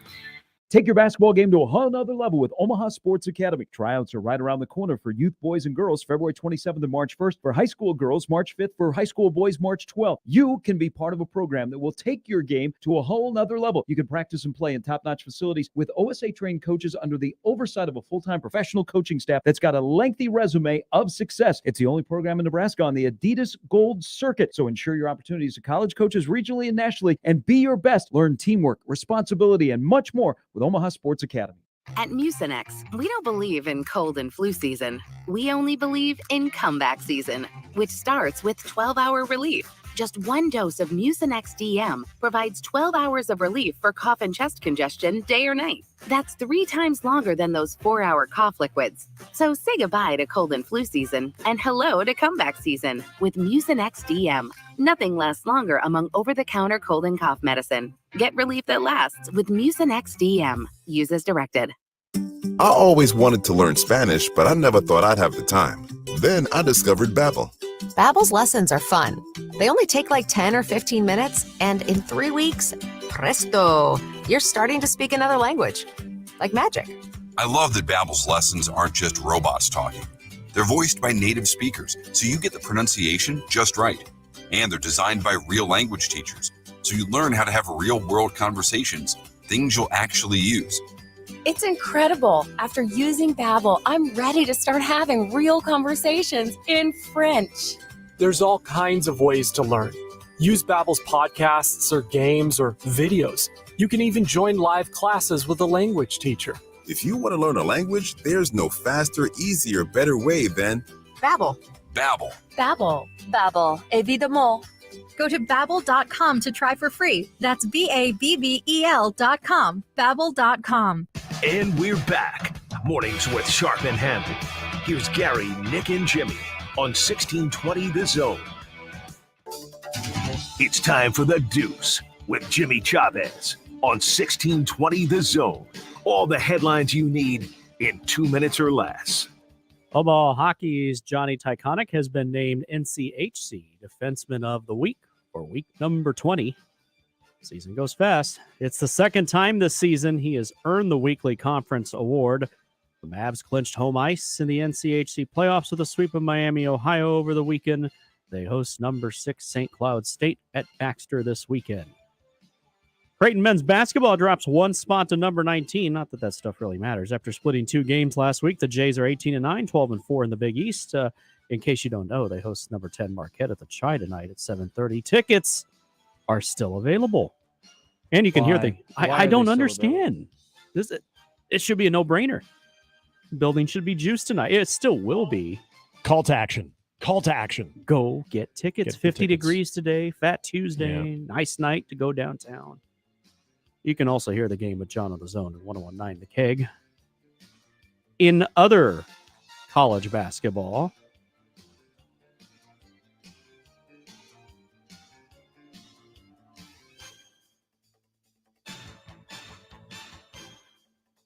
his name is Dick. What can you say? That's Brian Haney. He's a nice guy. He's on the Jayhawk Sports Network. Third-ranked Kansas outlast TCU in Fort Worth last night, 63-58. Gary said they didn't need to score the last 4.5 minutes. They're now in first place in the Big 12. Death, taxes, and bill self. Speaking of the polls, new top 25 released yesterday. Houston sits atop, followed by Alabama, Kansas, UCLA, and Purdue. Xavier and Providence come in ranked 16th and 20th, respectively. In the NBA, Russell Westbrook's new team plays in the same building as his old team. All he needed to do was walk down the hall. He plans to sign with the LA Clippers. Westbrook and the Jazz finalized the buyout on the remaining $47 million owed on his expiring deal. He'll return to LA, this time with the Clippers, officially waived by the Jazz. Monday afternoon, he had discussed deals with the Bulls, Wizards, Gary's Heat in recent days. That's too bad. I was hoping to sign with Miami, but the chance to compete for a championship and remain in LA played a significant part in his decision to choose the Clippers. Pat Bev, a Bull. It's a dream of his. Now he's back home. Mm-hmm. And the Bulls just a shade out of that last playing spot. Second half storylines. Just saying. The Bulls. I'm just enjoying my Tankapalooza back home. They're playing for Victor. Yeah. Yeah. It's doesn't ring like worth it. suck for luck. You know, it's just don't win another game. Wow. That's where we're at. I mean, you had a game changer before. Two of them. Tim Duncan and David Robinson. Yeah, that's what Pop is hanging on for. Coming up in the next hour, Ben Steele, Ryan Christopherson as well. Talk more about Roger Gradney, who committed to Nebraska. I don't believe in all the interviews that he has done. I think he's referenced Matt Rule. It's just this is a weird. Okay, Evan Cooper, if you think you project him down the road, offer him. They offered him. He said yes. And they're like, okay, well, we're going to have a huge class. You're going to be in it, but we're going to take a flyer and hopefully this works out. That's how it comes across to me, just the timing of how all this came together. But just shows you they believe in the eye of Evan Cooper. If Evan Cooper thinks you can play and he projects you well, and the best recruiters are projectors, and he says, offer him, then Matt Rule says, okay, we're good. I trust you. 8:05. It's Mornings with Sharp and Handley on 1620 The Zone. Mornings with Sharp and Handley returns in minutes on 1620 The Zone. Live from the Host Coffee Studio, this is 1620 The Zone. 1620 The Zone. Traffic. From the time-saving traffic center. We have no accidents to report at this time, but you can't expect a bit of slowdown from Richland Drive all the way to 84th along Highway 370. Then on Dodge, be prepared for a minor delay from 94th to 90th. And on L Street, things are slowing down just a little bit near 90th Street. As always, remember to stay safe and wear your seatbelts. I'm Chris Scott. This time-saving traffic was brought to you by Fernando's. Love Languages, presented by Fernando's. 1. Words of affirmation. Your tacos are delicious. Come and feel the love at Fernando's, 75th and Pacific, 114th and Dodge, and FernandosOmaha.com. The year was 1959, and Broncos starts serving food that's fine. Now it's 2023, and Broncos is still the place to be. Still serving fresh and never frozen. That's why it's best in Omaha Chosen. Burgers, tenderloins, French fries, and more. Dine in or drive up at either store. So grab the family and come inside to Broncos Hamburgers, where quality rides. Broncos, 45th and Leavenworth and 120th and Pacific. Guys, let's face it, there is a time when you just need to get out of the house, to have your own place, to be with the guys, or just a quiet, relaxing place for yourself. Well, Hearth Cigars and Pipes Lounge hears you loud and clear. Settle in. Escape to Hearth Cigars and Pipes Lounge for an incredible selection plus premium cocktails, a knowledgeable, friendly staff, state-of-the-art humidor, and incredible lounge. Hearth Cigars and Pipes Lounge, just off I-680 at 48th Street next to Cubby's.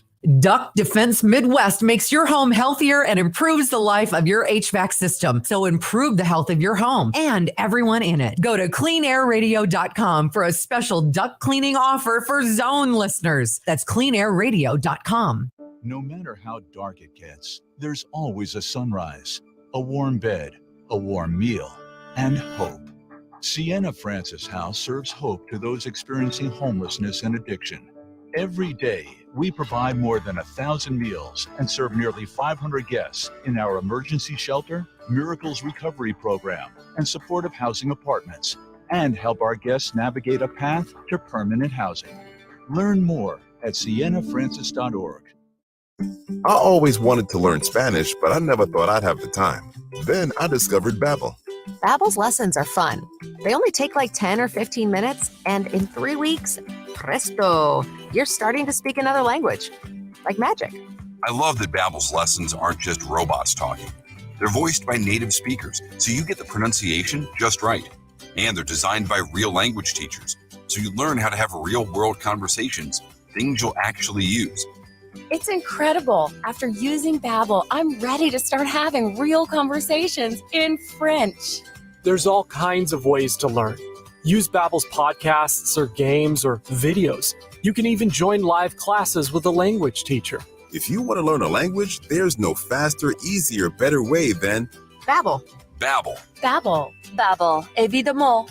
Go to Babbel.com to try for free. That's Babbel.com. Babbel.com. The brand new Dollar General Distribution Center in Blair is now hiring. Starting wage is up to $22 per hour with benefits including medical, dental, vision, 401k, and a $2,000 sign-on bonus. Apply today by texting DG Warehouse to 25000 or online at dollargeneral.com/careers. Again, apply today by texting DG Warehouse to 25000 or online at dollargeneral.com/careers. Dollar General can't wait to have you become a team member at their brand new distribution center. The regular season is almost over, but not before the Mavericks hit the road to the Mile High City to take on the Pioneers of Denver. Hi, everybody. I'm Gary Sharp. Join me on Saturday for the regular season finale between Omaha and Denver. We'll come your way to the pregame show at 3:30 on 1180 The Zone. Tip-off is 4 o'clock. Tickets for less. Best seats, best prices, no per-ticket fees. Ticketsforless.com. KOZN Bellevue, Omaha, Council Bluffs. This is 1620 The Zone. Now back to mornings with Sharp and Handley on 1620 The Zone.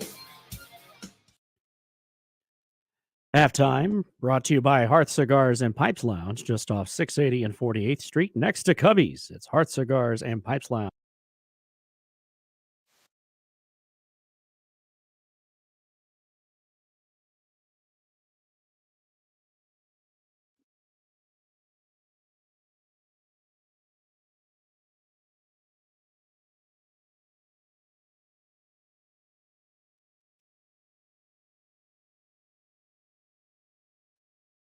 So Chad Simmons, who is the director of recruiting for On3, yesterday dropped some intel.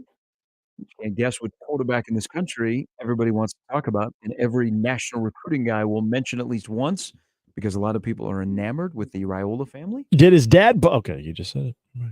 So did his dad play Nebraska? Narrows it down. So Chad Simmons, it's Nebraska, Georgia, USC, and Georgia already has a quarterback in the class of 24. He's a 4-star from Connecticut, Ryan Puglisi. USC does not have a quarterback yet in the class of 2024, but USC already has a nice collection of quarterbacks on campus, and Malachi Nelson was in their 23 class, and he's a 5-star quarterback from Southern California. But Chad Simmons said that, and this is his quote, "I hear different things on who may be trending for Raiola, but one thing appears to be consistent over the last month or so. Georgia has fallen off a little. No specific reason. He is still likely to visit Athens at some point this spring, but the buzz is stronger around Nebraska and SC today. This will be a fun one to watch and cover." The only visit that Raiola has scheduled is to Nebraska on March 25th, when Nebraska is going to have a big junior day where they have 6 high-level prospects that they will have on campus. That's the aftermath of the 25th, like the days after there. It could be big. Could. Stressing that. Who you like outside of the quarterback on that weekend? Well, I haven't actually given a look on who's going to be there, but I'm just saying, as far as what he could be doing, if he picks Nebraska, and we talked about that ability to sort of reach other recruits, that domino effect, as far as, and now if it is, again, people don't think this thing is going to go into really even into mid-April. Like by the time Nebraska plays their spring game, that there could be a decision, and likely would be a decision by what Dylan Raiola is doing. If you're able to get that news to go your way, if you're Nebraska, and having that ability, you've talked about it many, many times, of different wide receivers, different skill position players saying, yeah, I want to catch passes from that guy. Like that decision alone, if it goes Nebraska's way, could be huge. We had not talked about his name yesterday, so we have filled the quota to talk about Dylan Raiola on every single day. So when Dylan Raiola gets to Nebraska, what will college football look like? This was interesting yesterday. Well, first, let me preface this by saying you went to a college basketball game in person on Saturday. I went on Sunday. Jimmy went recently. When you're doing the games, the TV timeouts don't seem that long. But when you're watching as like a fan, the TV timeouts for college basketball go forever. Yeah. I mean, very true. Sunday, it was more recognizable because whatever they would do during the timeouts, whether it be chucking T-shirts or the Scarlets would be performing or they'd be honoring somebody on the floor, it's almost like they had 30 seconds to get set up before anything happened. And then they would perform or they'd do the presentation, and they would still have like another 30 seconds. Yeah. I'm like, God, these TV timeouts in college basketball are so long. I had time to get a slice of pizza and a drink. Now, when you're at home watching college football, TV timeout, I'm probably going to do something. I'll come back when the game is back on. Yeah. Like in person, the college football timeout seems like it now goes forever. Yep. And so there is a study that college football officials have concluded about 4 proposals under consideration to cut down on the length of time in college football. They also say safety. Well, let me tell you that last year, the average college football game that was on television went 3 hours and 21 minutes. That actually kind of feels low to me. Yeah. I thought it was much higher. Mm-hmm. I thought we were looking at about 3 hours and then 30 minutes or so. But when it's on TV, they clocked it at 3:21. Now, it is very hypocritical of things that were proposed yesterday because they're talking about player safety. What was it? A couple of months ago, we were told we're having an expanded playoff and some teams are going to have to play 17 games. Right. Well, that kind of adds up. It's a bit of a contradiction. But the biggest thing I hate about college football is this, and when it comes to TV, touchdown, what do you get with a touchdown? PAT, commercial, Commercial. kickoff, Commercial. commercial. Yep. We get that a lot. especially in the NFL. Yeah. Punt. Now, Commercial. the NFL does it better because the NFL's replay system is much better. Their replay policy, even if you don't like it or not, but it's true. You don't have endless booth reviews like we have in college football that go on and on and on. Seems like every play. They're endless and they don't really give you the result that you would expect by the length of time they spend on the replay. So these are 4 proposals under consideration: prohibiting consecutive timeouts, i.e. icing kicks, no untimed down at the end of the first quarter and third quarter, clock runs after first downs except inside of 2 minutes and a half. Mm-hmm. They said that would remove about 7 to 9 plays a game. I can see on that. average, I think the I can see NFL is 155 plays per game. In college football right now is 180. There's also, why do we need to stop the clock in college football after a first down? We do. And then clocks would run on incompletions once the ball is spotted. Now, that is a more significant move, and that would take about 15 plays removed. There's also the TV factor in here. For anybody that thinks that the TV commercials are going away, have you not seen what the SEC and the Big Ten television deals are? The TV networks are going to get their money's worth. So there is going to be no cutback on commercials.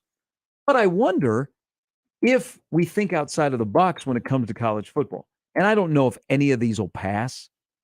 The clock running after the first down, except inside of 2 minutes and a half, after a first down, I do like that. I think that has the potential to be passed. Mm-hmm. But this is what we could do. Why not, when you have these college football endless booth reviews, why can't you run picture in picture?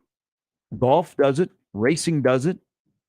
There's got to be a couple other sports that are out there that now, while the action is still going on, they're running commercials side by side. Yeah. That seems to work out well. Mm-hmm. So that you could run a commercial like a picture in picture side by side when the review is going on. And then we don't have like this long stoppage when we get back from a break. Okay. It's the playing through concept. Huh. Yeah. Yeah. It's funny you bring up the commercial breaks in watching, especially in college basketball here lately, because I remember at one point saying that to my wife during the game is, well, yeah, this game is on ESPN, and this is the big game of the day. So maybe they have even a little bit of extra TV time going on with it. It's very noticeable. College football, that's the tough thing about really as a viewer getting into it. I mean, when you're trained to understand, okay, you're going to have the touchdown PAT commercial, you're going to have the kickoff and commercial. You expect it, when it's coming, but it's just frustrating, especially in games that you're on edge watching. It just kind of ruins that flow of the game. But when you're talking about trying to speed things up, I feel like it's always discussed about how to handle the TV timeouts, how to handle the commercials. Like I don't know about the basically consecutive timeout rule as far as trying to avoid icing a kicker. Like how much time that would ultimately save. Like to me, that one doesn't seem like one that it needs to really be a high priority. The first down, the clock stopping at first down, I think that one's significant. And I think that one is, if the NFL already does it, there's no reason college football has to not do it. And when I kind of look at the amount of plays on average from NFL in college football, to me, that is significant. So when you do think about the TV timeouts, though, is it necessary to always have those two? Well, you just brought up the one right after the PAT attempt, and then the one after the ensuing kickoff. And I know they don't always do that, but why does that have to exist, period? Especially when think about when you're starting the game, right? You're getting the game going. And I know most times they keep the camera there. But there are times where you go to a timeout. Like, wait a minute. How are you getting any type of flow of this thing? Well, there's the pace of play in baseball is a big thing right now, and they've addressed that. How many people do you run into that say, man, I wish a college football game, either in person or on TV, would be smoother and efficient? It goes way too long. I don't know that I don't either. Ever had anybody to say, you know what, we got a problem in college football. Games go too long. Yeah, this thing is taking way too long. Well, we got other things wrong in college football, like trying to find a way to put butts in seats. Mm-hmm. Okay, you think that if the game goes shorter, that more people will go to the game in person? These aren't significant moves. Yeah, I doubt that. I mean, if you get rid of the band at halftime, will more people go to games? Depends on the I school. say that a little tongue in cheek, but that's people say you want to cut down on time, cut down on halftime, don't have the band on the field. Well, that's never going to happen. Yeah, that's the one thing I know in the NFL. It's and super fast halftime. You get about 13 to 15 minutes. Mm-hmm. Okay, so they're not changing halftime. They're not getting rid of the band. I No. know a lot. Some people are upset. Other people would riot if they said, "Nope, we're not having the band at halftime." But I know for sure, absolutely, the TV inventory with commercials is not going away. You don't pay the enormous amount of money that ESPN and Fox is paying, and they say, you know what, you can't have as many commercials. You know what they'll do? They will be more creative on how they will place their commercials throughout the play-by-play window. And that's why I think picture-in-picture may be coming to college football. Yeah, I've always appreciated that. And you brought up golf. That was the first time I noticed when they did that. And I always appreciated that because what do people think about golf? It's very, very boring. There's a lot of downtime. You're going from one shot to the other. So why do we necessarily have to go cut away to a commercial when we can, if someone's in a precarious position, let's see where their ball is. Let's watch them maybe approach a shot as we're getting ready to come out of that commercial. Whatever happened to the discussion, and God bless him, because he was on the right path, because Bill Callahan was the first to suggest this, the helmet communication. Mm-hmm. How come we have never gotten any further in college football with the helmet communication like we have in the NFL? I'm surprised by that. I really am surprised by that. It's not really even a discussion in college football. No. We have the technology in place to do it. But that conversation that I remember Bill Callahan, that was one of the things when he made the transition from the NFL to college here, he was like, man, I'd love to have this. Nobody else really brings that up. Mm-hmm. You don't think it could work in college? Of course it could. But it's like no one even like addresses it, which is a little bit surprising because I think if you had a plan that there would be more coaches that would get on board with it. Oh, yeah. When you think about where the game has sort of evolved towards the offense too, being able to have that communication while, even if you're going tempo, and you look at a lot of sort of the copycat offenses from the NFL to college football, I mean, it's a trickle-down effect. Having that communication, I mean, it's a huge advantage. And so, yeah, the only thing I would wonder is, does college football feel like they are technically set up for that? But I would think they are. I mean, the amount of money that goes into it, I think they would be. We got so much technology now. Yes. Give me sideline to helmet communication. Let's speed the booth reviews up. Yeah. And don't give me touchdown commercial, kickoff commercial. Well, and we're good. And I'll love you forever, college football. Let me ask you this. Maybe the better question is not like, can we do the helmet technology? Should we do let me ask this question. What would it hurt if you did it? Like, what would be the downfall if they introduced that technology in college football? There wouldn't be, right? No. There's no downside. You don't to even it see at all. like an experiment during like the spring. The spring would be the most ideal time to try this out across college football to see what the reaction is, how it works, the bugs they have to work out. But this is not even a consideration. Yeah, zero downside. I don't know why. I don't sense people are fighting it, but they're not promoting it, which is a little bit of I think there maybe some coaches, they wouldn't mind that. I'm going to get Nick Saban on this one. Here is David. David, good morning. Welcome to the Zone. Hey, Gary. How's it going? Good, David. Hey, listen, I'm just in your conversation. You already talked about the revenue that the networks are going to continue to get the revenue. And we talk about picture-in-picture marketing and advertising. Love the thought process, but I wonder what the difference in the dollar is in the half screen to the full screen marketing. I can tell you as a fan, when I watch and there's a split picture there, I'm not watching the advertising. Yeah. So I'm going to hang up and let you talk about that or you respond to it. Yeah, David, thanks for the call. You call. get the cheaper rate on the half screen. Do you? I mean, that's what I'm saying. That's what I suggest. You get the cheaper rate. That's a valid question. So you have maybe some tiers of your ad buy. Yeah. Yeah. But David's right. I mean, when was the last time you're watching any race, auto race, and they go to the split screen while the action is still going on? Yeah. Now, maybe it's a little bit different because if we're going picture in picture in the college football world, it's while a review is going on. Yeah. So what are you really like tuning in on watching the official go put on the headset? Where with golf and racing, the event is still going on. Right. So you're paying attention to what's on the left side of your screen or the right side of your screen. Yeah. I could see it being sort of a tiered advertising investment. But they have to think outside of the box here, and that might be an avenue to go with. But I'm glad that the caretakers are thinking about the game, but I think there are other things that are higher up on the list that we need to fix about college football to make sure that we can move forward. Yeah, and I would agree 100%, though, when you think about the end of a college football game. There might be some times where you're like, wow, I wonder what the total time on that one was. But I don't think you're ever saying, oh my gosh, these things just drag too long. Some of those Big 12 games always be about 4 hours. Yeah, but you would find yourself in moments of the game, of college football game, you're like, oh God, another freaking commercial. So why is it different in college? And I asked this, I probably know the answer, but I want to bring you guys in. Why win a college football game, even if it's like 28-17, goes 3 hours and 45 minutes, we don't complain? Because we don't have many of them. We only get in college football 12 Saturdays a year. Because we love college football. We think of college football differently. In baseball, we have to have 162 of them. I think that's exactly what it is. I've never really run into a person that wanted to have a deep conversation about college football games are too long. No.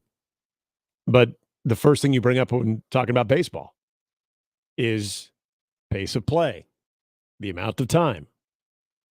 And the only time that it's ever really brought up in college football is when you're talking about the NFL, when you're talking about how pretty tight those windows are. And people will immediately point to like halftime and some of the ways that the NFL goes. Well, the NFL does a good job of killing dead time. Mm-hmm. I mean, what we're proposing here in college football is essentially we're at the top, and I think we're in agreement.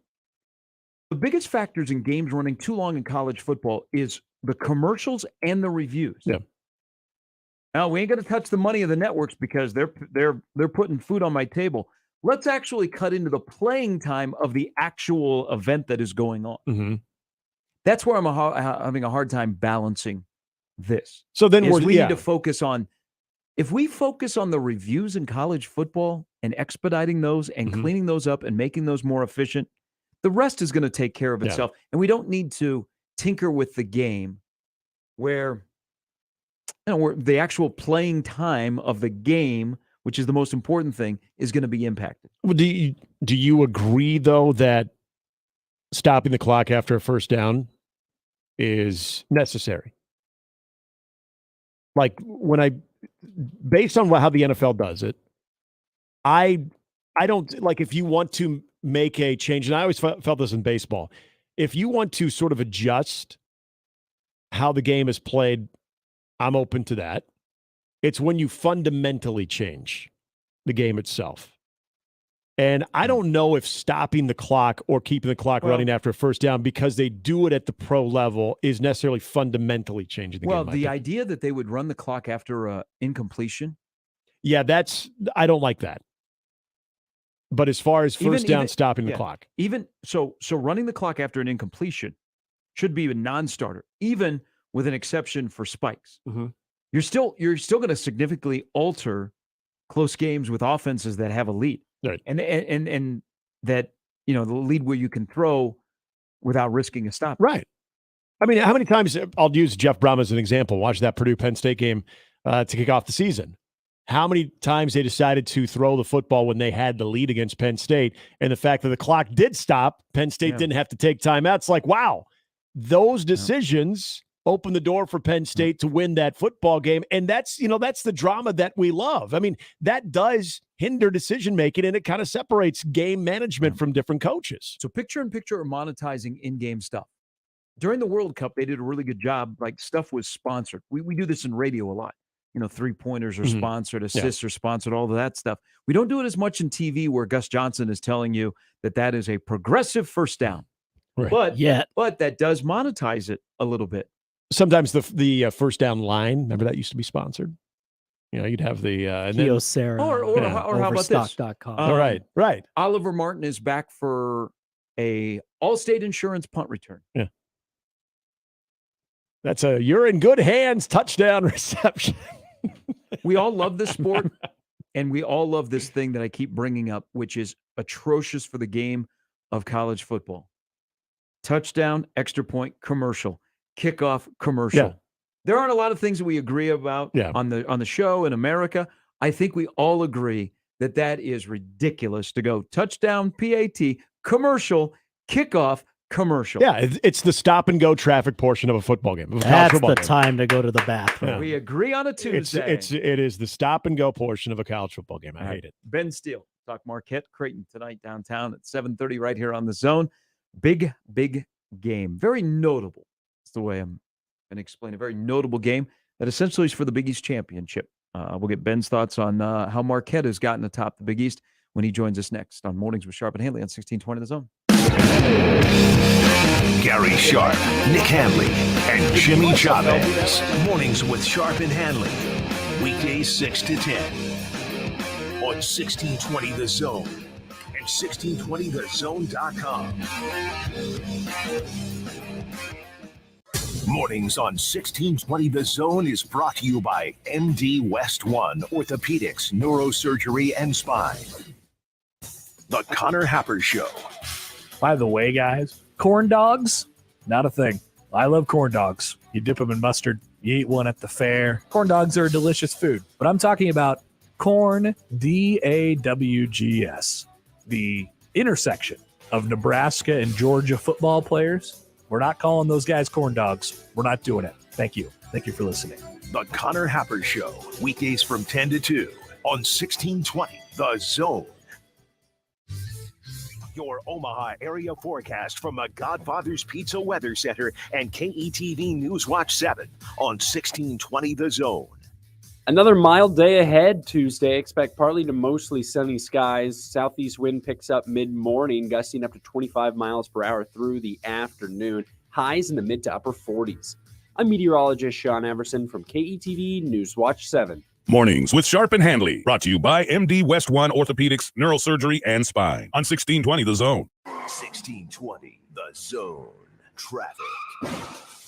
From the time-saving traffic center, we're getting reports of an accident that has the center lane blocked along I-680 at Dodge Street. Then we're also getting reports of another accident along Northwest Radial Highway at Hamilton Street. And there are reports of an accident southbound along L Street near South 48th Street. So please be cautious if you are in those areas. As always, remember to stay safe and wear your seatbelts. I'm Chris Scott. This time-saving traffic was brought to you by the Nebraska Lottery. The Nebraska Lottery has raised over $908 million, which has helped to provide more than 117,000 college scholarships, save wildlife habitats across the state, and fund new facilities at the Nebraska State Fair. The Nebraska Lottery, helping to build a better Nebraska. Car repair is car repair. Most places you go can change your oil or fix your brakes. The difference is the experience you'll get at Omaha Car Care. We're part of the community. We were born here. And we believe that our relationship with you should be built to last. We're going to consult you, not sell you. We're going to give you a free loaner car. We're going to treat you like a valued friend that we want to continue to see in the years to come. I'm Rick Betker, owner of Omaha Car Care, and we'll be along for the ride. 1 in 3 people in the Omaha Council Bluffs Metro is facing a mental health challenge. Mental health first aid training helps you learn the signs and gives you the tools to start the conversation. Call 211 or visit UnitedWayMidlands.org to sign up for free training today. Do you like to shoot fireworks? Would you like to get paid to shoot fireworks? J&M Displays wants you. Help shoot an Omaha Storm Chasers game, Memorial Park display, or any of the major shows in Western Iowa and all of Nebraska. If you like to travel, J&M covers Nebraska, Kansas, and most of Missouri. They offer free training and great daily pay rates, which makes it a perfect part-time job. Visit jnmdisplays.com and click the Join Our Team tab to find out more. J&M Fireworks. Duck Defense Midwest makes your home healthier and improves the life of your HVAC system. So improve the health of your home and everyone in it. Go to cleanairradio.com for a special duct cleaning offer for Zone listeners. That's cleanairradio.com. Every human civilization has made meatballs. It's something primal yet very elegant. Same goes for the Blackstone meatball, where you can build your own bowl of elegance. Pick your protein, choose your sauce and side, add a super salad, a tasty adult beverage, and wonderfulness. Vegan and gluten-free options available too. The Blackstone meatball, with 2 awesome locations in the Blackstone district at 39th and Harney, and out west on Chicago Street at 180th and West Dodge, and at theblackstonemeatball.com. From basketball to volleyball, baseball to softball, soccer, tennis, and so much more, the Creighton sports season is packed with action. The 1620 The Jays podcast, presented by Barry Law, covers it all. Each week, we visit with Blue Jay athletes and coaches to hear their stories and document their climb through the Big East Conference. The 1620 The Jays podcast drops each Friday morning and is found at 1620thezone.com and all major podcast platforms. Just search 1620 The Jays. Covering all things Creighton Blue Jays, it's the 1620 The Jays podcast, presented by Barry Law from 1620 The Zone.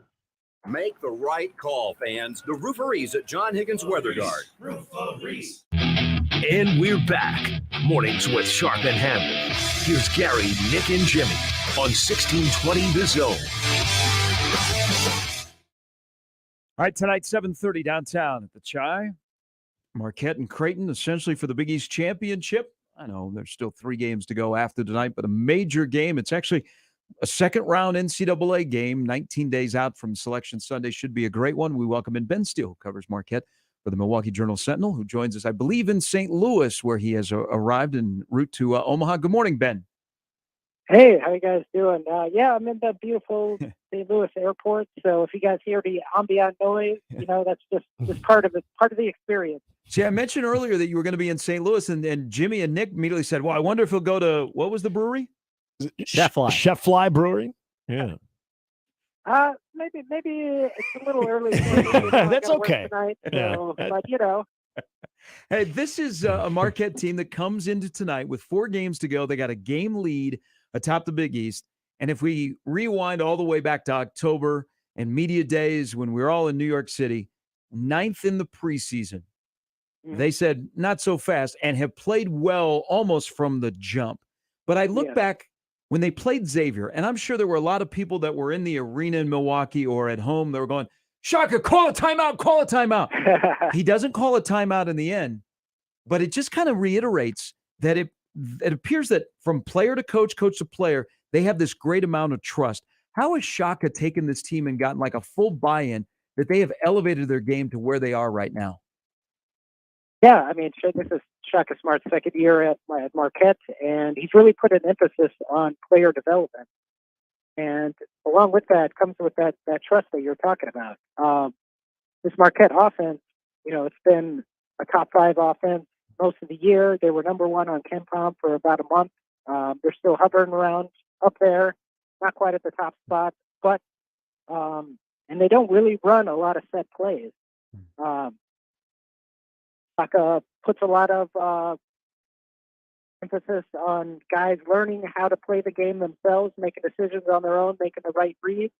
And, it paid off there at the end of the game. Didn't call a timeout, let the guys play the game that they've been playing throughout the previous 40 minutes against the scramble defense. Cam Jones got into the lane, missed the shot, but Olivia Maxson-Prosper was right there for the putback. So I think it's all of a piece. He puts a lot of trust in his guys. He knows that they know how to read and make the right reads out there, and it's paying off for sure. Ben, kind of going back to 2 years when Shaka was introduced, we know there was a little bit of what he was as a coach at VCU, but then, more recently what he was at Texas. What was the reaction? What was kind of the overall feel when Shaka Smart is introduced as the new head coach of Marquette? I think there is still some excitement. I know things didn't go quite the way that they wanted it to go at when that coaching staff was at Texas. They didn't win an NCAA tournament game there. But still, that memory of that VCU run to the Final Four in 2011 was pretty strong. So fans were excited. He's from the state. They know his reputation around the state. Basketball coaches, high school basketball coaches around the state. So there was a general excitement, and like I said, people know of his reputation as a player development guy. Yeah. So I think that's what people were most excited about. There were some exciting young pieces that Marquette had. A few of them stuck around to play under Shaka, and they've developed immensely. So that excitement is borne out. There aren't many teams, Ben, in college basketball that are as efficient in the half court as Marquette, and especially when they're shooting inside of the arc. And I know offense was not a hang your hat on last year, even though there was an NCAA team. What did they do in the offseason with the skill set of five guys who I think have an NBA skill set that they're playing? How'd they reconfigure this offense? They've become so efficient that they'll walk in the door tonight and they're averaging 81 a game. Yeah, it really starts with two guys, Oso Iguodala and Tyler Kolek, two of the best passers in the nation. Tyler Kolek, I mean, just looking at the assist numbers, he's right up there with everybody. Assist to turnover ratio is like 3-1. And that passing has just been really contagious this year. So the offense really, the ball moves around a lot, players move around a lot, and they're really good at finding really good shots. And that leads to that efficiency that you're talking about. They're number one in the nation in 2-point percentage, hovering right around 60%. So that number speaks to just how good of shots that they're getting right around the basket. You know, those are the most efficient shots in basketball. And when you have a center like Oso Iguodala who can handle the ball and he has really good passing vision, he's not a big banger, but he makes up for it with his quickness and his ability to make reads and make passes to other players. And the offense just feeds off that. It's very unselfish. There's about five guys that are averaging,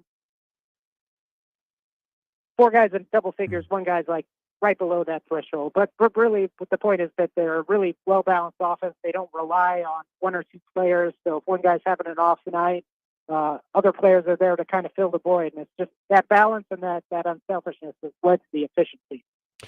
You know, Ben, the last time Marquette plays Creighton, there is no Ryan Kalkbrenner. We know that, I mean, regardless of how a team is built, that's a significant presence that you have to account for. What's your anticipation on how Shaka Smart wants to defend Creighton? Yeah, it's going to be interesting. Marquette they played a lot of good big guys. They played Zach Edey early in the season at Purdue. They've thrown a lot of double teams when the ball has gone in the post. So I expect to see a fair amount of that tonight. Like I said, Oso Iguodala is not a big banger. He's long. He's gotten a lot stronger, but he's still pretty lean. He could get pushed around. That's Marquette's biggest weakness is grabbing defensive boards and allowing teams to get offensive rebounds, to get second chance points. So with Kalkbrenner, like you mentioned, it's going to be a different game this time around. It's going to be interesting to see how they play that. But I expect to see like a fair amount of double teams in the post, and how Kalkbrenner handles that will be pretty interesting. Who do you think, and we talk about offense and like you alluded to, Ben, about defense and rebounding is a little bit of weakness when you look at the 6 games, but they do have a good defender. Like of Omaha's or Creighton's best player, who do you expect like Stevie Mitchell to match up against tonight? Yeah, I'm guessing they'll put Stevie Mitchell on Nembhard. Just kind of Stevie Mitchell's really good guarding on ball, really good at harassing opposing point guards, bringing the ball up the floor, disrupting the flow of the offense. You saw that last game against Dooley Boom. Stevie Mitchell kind of harassed him a little bit, but they'll Marquette switches a lot. So you'll see a fair number of guys being switched around. Olivier Maxence Prosper is also a really good defender. He's like a 6'8" guy. He's like kind of their Marquette's Swiss Army knife as a defender. But they switch around a lot, so expect to see a lot of people guarding a lot of different guys. You know, when it comes to depth, too, and I know, you look at Marquette, between Joplin and Ross are going to get a lot of minutes. But are they, Shaka confident that, they can go a little deeper if need be, especially in a game like this where I know you want the most out of your starters, but at some point, whether it's foul trouble or it's just the overall sort of wear and tear of this game, that they can go deep if needed? Yeah, one guy that was kind of an interesting chess piece for tonight's game against Kalkbrenner is Ben Gold. He's a 6'11" freshman from Marquette. He's from New Zealand. He's a little different look than Oso Iguodala in that Ben Gold's a much better face-up shooter, a little more of a three-point threat. Oso Iguodala mostly does the scoring damage around the basket, but Ben Gold kind of gives him a little different look on offense where maybe he could pull like Kalkbrenner away from the basket a little bit out to the three-point line. So he's been a little better as the season's worn on, like every other freshman he's had his ups and downs, but he could be a really, really intriguing piece tonight, I think. Hey, what's your thoughts on the Big East so far as we get to the last two weekends? There's the Marquette in a lot of brackets is showing up this morning as a 3. There's Creighton, Yeah. there's Xavier as a Creighton of 4. Top part of the Big East right now. Yeah, I mean, what are the 5 teams in the AP top 20, right? Very, like, the top teams, I think, of the Big East can hang with anybody. Yeah, Marquette's hovering right there at the 3 seed. That's probably, I guess, where they likely end up. I don't see them, like, pushing to a 2 or anything, but the interesting thing about Marquette is they haven't won a tournament game in a decade, since 2013. So the higher seed that they could get benefits them. So any tournament win Marquette fans would take right now, but they're definitely trending toward that direction. Yeah, Ben, and real quickly here with the tournament itself, when you kind of think about where this team is, and we talk about these teams kind of finding that identity in February, it looking like the team that they're going to look in March. You know, if there's one thing that Shaka Smart and maybe even is watching his team every night that you would think still maybe needs to be solved, or is it at least a little bit of a concern kind of between now and getting it through the Big East tournament? Where would you say maybe that one weakness would be? I mean, it's that defensive rebounding that I mentioned earlier, and just defensively overall, they haven't quite found the consistency game to game. Like there are flashes. You could tell there's a good defensive team in there. They got a lot of really good athletes. You see it in flashes, like against Villanova a couple weeks ago. They had 7 straight stops down the stretch of the last couple minutes to pull out a victory. The last minute against Xavier, the last time out, they got some big stops, forced some big turnovers. So it's there, but it just hasn't quite been there for 40 minutes yet. Great stuff. Ben, we appreciate it. Should be a great game tonight. Safe travels from St. Louis in here to Omaha. And as always, we appreciate your time. Oh, guys, I can't quite hear you now. It's a little loud in the airport. Oh, no problem. Thank you for your time, Ben. Safe travels. Okay, thanks a lot, guys. Thanks for having me on. I know you guys are disappointed that Ben's not drinking. I am. Well, I mean, I get it. Good for him. The game's not till 7. Would it be a professional? Would it be professional? He's a little bit of a foodie. Oh, judging by his Instagram, so maybe Okay. he lands and hits, Block 16 or someplace. Mm. Put the Journal Sentinel puts him up at a nice spot downtown. Block 16 sounds good. I've never been. I've been told I need to go.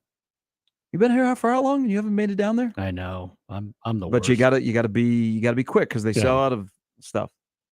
Have you followed him on the Twitter machine at all? I have. They do some good in Facebook. They do some Sarah really good told stuff. me to follow them on all the stuff. They do good marketing on social media with their food. So there's the whole havoc thing, and on 23% of the possessions, Marquette will turn you over.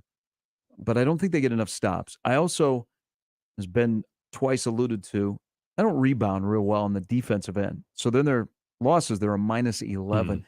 They also, and this is possibly for a Shireman to break out of his mini slump, or, Nemhard, who is really shooting the ball well from three-point range, but more maybe an Alexander, is they allowed a lot of guys to catch.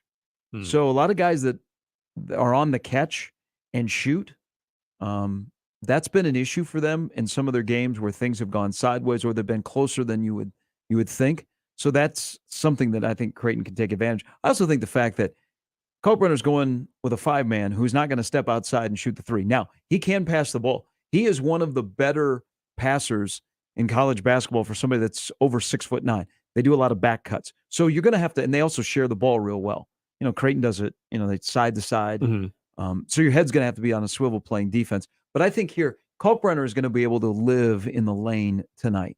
And you saw when he has had to travel outside of the lane and you face a fellow 5-man who can shoot it from mid-range or step out beyond the arc, Creighton has gotten better with help defense.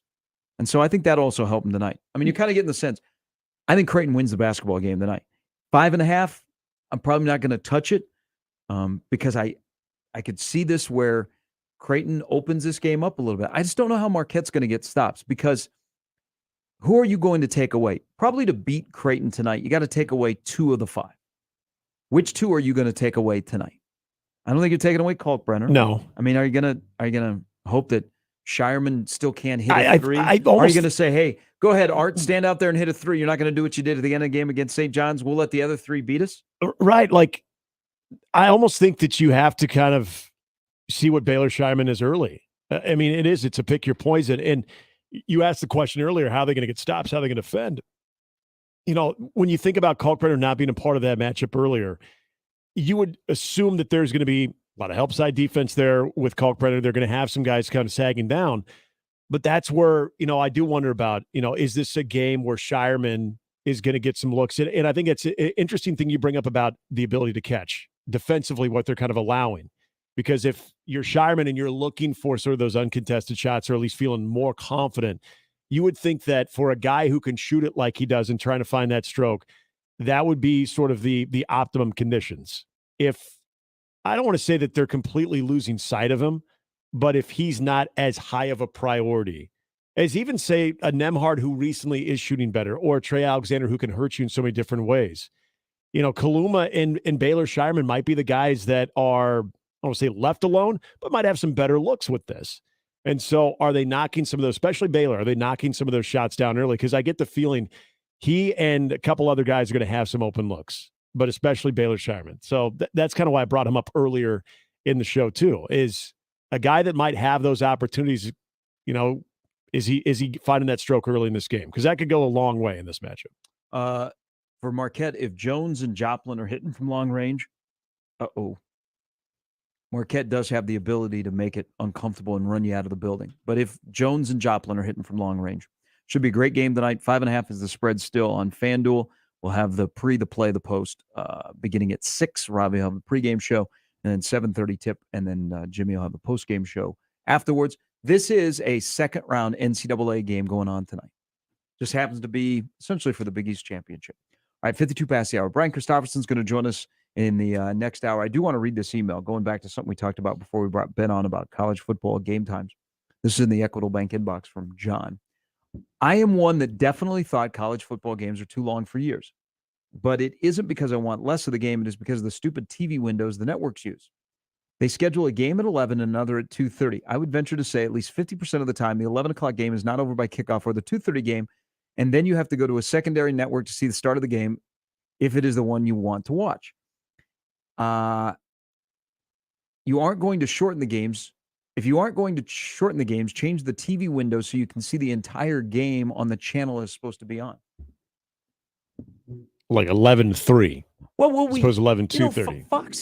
Fox has done a little bit of not the traditional 11, 2:30, 6:37. I mean, they've had games at 3. Yeah, we've had games at 3. But I'm wondering, I always complain, especially college basketball. Man, why do you have like 3 good games in the 11 a.m. Saturday window? Right. How come we can't stagger them? I wonder if there'll be a network that will get away from the traditional time. Everybody, like the 11 o'clock has become, like Fox has made the 11 o'clock a prime spot. That's like it used to be. Like the Big Ten is looking at 11 a.m. as our spot. Essentially, it's noon for a majority of the conference. It's, half the conference that is East Coast. Kegs and eggs. Now, watch yourself, because next year, those 11 o'clock games, USC and UCLA, how many 11 o'clock games on the road do they get? Or at home, which is 9 o'clock back in Los Angeles. Okay, we're all going to be up, or if all of a sudden there's some selective scheduling to benefit USC and UCLA, they don't have to play in those 11 a.m. games. They don't have to go on the road in November. They play a lot of games at the Coliseum or at the Rose Bowl. So we're going to watch that. But I wonder if any of the networks will step outside and go 11, 3, 7. Just do something different so that they will avoid that. CBS for the longest time with the SEC has had it ideal. They don't have any games that really lead in. Maybe 2 or 3 times a year. Yeah. So they know that at 2:30, that's the game. That's the game. It's on CBS. You don't have to go to CBS Sports Network to watch the start of Georgia and Alabama. It's right there at 2:30. Right. Well, and you would never hey, let's let all of the first wave of the 11 a.m. game start. We'll start at noon. Well, you're not going to do that because you're losing your audience there too. But yeah, to maybe go the 11-3. Look, there's no reason not to, though. Like I understand, like the as I don't know who the emailer's name was, But as he brings it up, you're going to the secondary market, then you're going from, back and forth. And then all of a sudden, okay, by the way, now that game is on the original market there. It's just the kickoff on Fox Business. So he's not wrong. It gets kind of clunky, but it happens more than not. So the worst is college basketball that thinks Yes. that we just play in 2-hour windows. Right. That frustrates me. Games so are a bad. little bit quicker this year, but still that we're playing in 2-hour windows. Yep. We don't do that in college basketball. No. And I saw someone bring up college basketball, just they won't watch the last couple of minutes. And I get it because of, but that to me, there's not much you can do without fundamentally changing the game, because a lot of that, the reason that those last couple of minutes drag out is because you have foul situations, because you're trying to get the team to the free throw line, trying to get an extra possession. Can you expedite reviews? We talk about that a lot, but right. The end of games that have like 35 seconds left on the clock and they take 15 minutes in real time. It's painful. That's a turnoff. Yeah, it is painful. If the ball is even close to being in question, if it went out of bounds, and you have to have the automatic review on that, I get that can be expedited. But as far as the fouls, the back and forth, you're down by 9. It's not double digits. You feel like, okay, it's still like a 2 possession or 3 possession. We can still, foul our way into a favorable position. You can't change that without fundamentally changing the game. But I understand that's a frustrating part of it. All right, last hour upcoming. BC will join us in Mornings with Sharp and Handley on 1620 The Zone. Now, you can find out how you can get in the building tonight. You don't want to miss tonight's game. Tonight's game is huge. And you know what? Right now, I went and looked during the last break. Tickets for Less has some great deals on tickets right now for tonight's Marquette-Creighton game. Also, Minnesota, Nebraska, Minnesota, Michigan State. You don't want to be left out as we wind down the college basketball season. And if you need tickets, go to ticketsforless.com. My good friends there will take care of you, whether you're going to Creighton or you're going to Nebraska. Ticketsforless.com. Best selection of tickets, all with no per-ticket fees. And I'll give you a heads up. You get even a better discount when you use the promo code THEZONE at checkout when you get your tickets to the biggest games in Lincoln and Omaha. Enter the code ZONE. Earn a discount on your next ticket order. Visit ticketsforless.com or download the free Tickets for Less app right now. Now back to Mornings with Sharp and Handley on 1620 The Zone. For the Jays, the Huskers, and even you Jayskers, we are 1620 The Zone. Creighton Sports Update. Creighton women's basketball is back at DJ Sokol Arena on Monday as they host the Butler Bulldogs on senior night. Tip-off is set for 6 p.m. Limited tickets are available online at gocreighton.com/tickets. That's Creighton versus Butler, Monday at 6 p.m. And that's your Creighton Sports Update.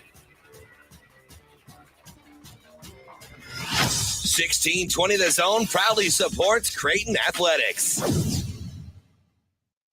Omaha Sports Academy, spring, summer, high school tryouts for boys and girls are just around the corner. The OSA Crusaders are proud to be the only Nebraska AAU program to be a part of the nationally recognized Adidas Gold Circuit. OSA high school players at all levels develop their game and get exposure to college coaches during tournament play. Get all program and tryout information at omahasportsacademy.com. That's omahasportsacademy.com. You can find pizza anywhere. But when you want pizza pie piled high with more toppings, that's when you come to my place, Godfather's Pizza. For a limited time, get your hands on 2 of my large one-topping pizzas. Pick pepperoni, beef, black olives, you choose. All this food for only $29. Feed your whole mob without breaking the bank. Hey, it's an offer you can't refuse. Godfather's Pizza. Do it. Email us on the Equitable Bank inbox with whatever is on your mind. Zone Inbox is brought to you by Equitable Bank. We take banking personally. You can get me, Gary, at 1620thezone.com. We want to hear from you on the Equitable Bank Zone Inbox. Listen to Woodhouse Auto Family Blue Jay Overtime, the Creighton men's basketball postgame show on 1620 The Zone. Live from DJ's Dugout downtown. It's right after every home game, presented by Barry Law. Exclusively on your home for the Creighton Blue Jays. 1620 The Zone. And we're back. Mornings with Sharp and Handley. Here's Gary, Nick, and Jimmy on 1620 The Zone. It's time for The Deuce with Jimmy Chavez on 1620 The Zone. All the headlines you need in 2 minutes or less. Hey, other college basketball tonight, aside from the big one downtown.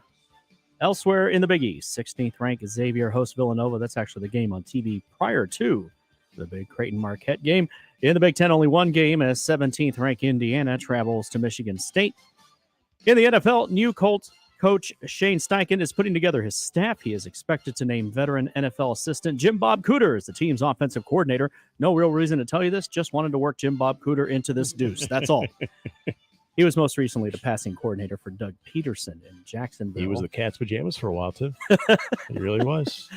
In baseball, Shohei Ohtani's agent says he believes his client has the right to explore free agency. I know that's a shocker. He could command as much as $500 million. The Dodgers, Mets, other teams also are widely expected to be his most aggressive suitors. Those other teams, namely, are the Cubs, Giants, and Mariners. Hey, there you go, Gary. Shohei to the Cubs. Why not? They could have the payroll flexibility. Suzuki together. To get into the sweepstakes, and the Angels, who opted against trading him last summer and in the offseason, would certainly be interested in bringing him back. In honor of our watch party of Cocaine Bear on Thursday, it's not bear-related news, but it's sort of animal-related. The University of Florida broke a Guinness World Record when its mascot, Albert Gator, fist-bumped students 340 times in 3 minutes. The Gator record breaker event at the Swamp in Gainesville saw a team of 30 UF students running in a circle and fist-bumping Albert as many times as they could in a 3-minute period. A Guinness World Records person was on hand to witness the attempt at breaking the record for most fist bumps by a mascot in 3 minutes. The attempt ended with Albert doling out 340 fist bumps, smashing the previous record of 220. It's a lot of fist bumps. Probably has carpet. That is such a Florida It's a thing, huh? Well, it's a thing that apparently they have it in the Guinness Book of World Records about a mascot doing fist bumps. Okay, so there's Jim Bob Cooter. Yep. There's Jim Bob Duggar.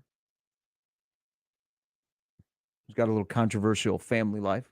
And there is Jim Bob's Chicken Fingers. The power ranking would start with Jim Bob's Chicken Fingers, which is located in lovely Columbus, Georgia. Not very far from Auburn. And then I would probably go with the OC, and then I might leave Jim Bob Duggar off. Jim Bob Cooter was fast-tracking his way to head coaching opportunities. And I don't know if that was because of his innovative style offensively or just because we wanted a head coach named Jim Bob Cooter. And we could talk more about that. So, yeah, it was a very Lions thing. But, yeah, Jim Bob Cooter was something. So it's good to hear his name back in the headlines again. I, for one, I wouldn't have minded if the Chicago Bears had Jim Bob Cooter on staff. This is why I had to get him in there. Yeah. Because anyone with the name of Jim Bob Cooter, you want them present in the moment. You want them in headlines.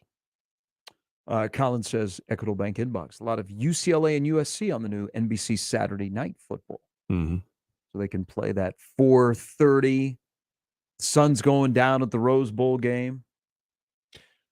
I remember when Nebraska busted out, remember the black jerseys, and they played the 11 a.m. game? Against UCLA? Yep. Yeah, that was a good first half. And the rest of the game, now that was the thing, remember? It was, their body clocks are not adjusted yet. This is like 9 a.m. for these guys. And that didn't end up working out all that great. But it does make me wonder, how well, especially if you get to the East Coast time, how well USC, UCLA will be able to adjust to that. Because it is a thing. Oh, I feel terrible. Feel awful. It is a thing. We're giving you all this money to come and join the conference. Oh, feel terrible that you're going to have to play in Lincoln in middle of November because CBS looks at that as a major game and they want it on TV. Oh, I feel awful for USC. Oh, my gosh. Buy him a coat. Do you get him there a day earlier than you normally would? Oh, I could care adjust less. The body? I'm just curious. Oh, I feel bad for, don't join the conference now. Oh, man. Oh, I feel bad for Nebraska when they have to go play in the middle of November out in Los Angeles. It's going to be warm. Oh my gosh, can you imagine all the Nebraska fans that are going to think this is great? They don't put on any sunscreen and they come back and they're going through Epley and they look like they're rhubarb. Oh, this is a terrible idea, Kevin Warren. Oh, I hate it. Oh no, I feel bad for the student athlete. Oh no. Oh man. I merely just asked the question. I wonder if it will impact them. What's going to happen with Lincoln Riley in late October? He's outdoors in Minnesota, and he looks across, and the equipment guy's eating a dilly bar. Yeah. Oh, man, he's going to think he's back in Oklahoma. They have dilly bars in Oklahoma. Brian Christopherson is next. More with Gary and Nick after this on 1620 The Zone. Live from the Host Coffee Studio, this is 1620 The Zone. 1620 The Zone. Traffic. From the time-saving traffic center, we're still getting reports of that accident that now has the shoulder blocked along I-680 at Dodge Street, and that's going to be backed up all the way to I-80, where you can expect delays of up to 5 minutes. And then we're also still getting reports of that accident along Northwest Radial Highway at Hamilton Street, so please be cautious if you are in that area as well. Then on Highway 370, be prepared for some minor slowdowns from Richland Drive all the way to Gold Coast Road. As always, remember to stay safe and wear your seatbelts. I'm Chris Scott. This time-saving traffic is brought to you by Saul's Jewelry and Loan. Everyone knows Saul's pays top dollar for your gold, but Saul's pays cash on the spot for your precious metals too. Silver, gold, platinum, coins, bars. Who wants to wait to get paid? Get to Saul's Jewelry and Loan. Saul's Jewelry and Loan. Find it all at Saul's Jewelry. Join up, join in. It's time to make good on those New Year's fitness resolutions by becoming a member at Croc Center Omaha. There you'll find a full range of fitness activities, from free weights to Zumba classes to an indoor track, pickleball, and more. Join now and save. We'll waive the fees, plus you'll get 1 month free with an annual paid in full or auto pay membership. The Croc Center is just moments away from the Kennedy Freeway and Q Street. Go to omahacroc.org for more information. That's omahakroc.org. MD West 1 and the Ortho and Spine Urgent Care are now open on the southwest corner of 192nd and Dodge. MD West 1 is voted the #1 private medical practice in Omaha for orthopedics, neurosurgery, and spine. MD West 1's new location in Fountain Ridge includes the Ortho and Spine Urgent Care, where walk-ins are welcome.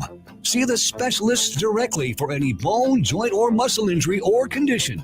Go to mdwest1.com for details.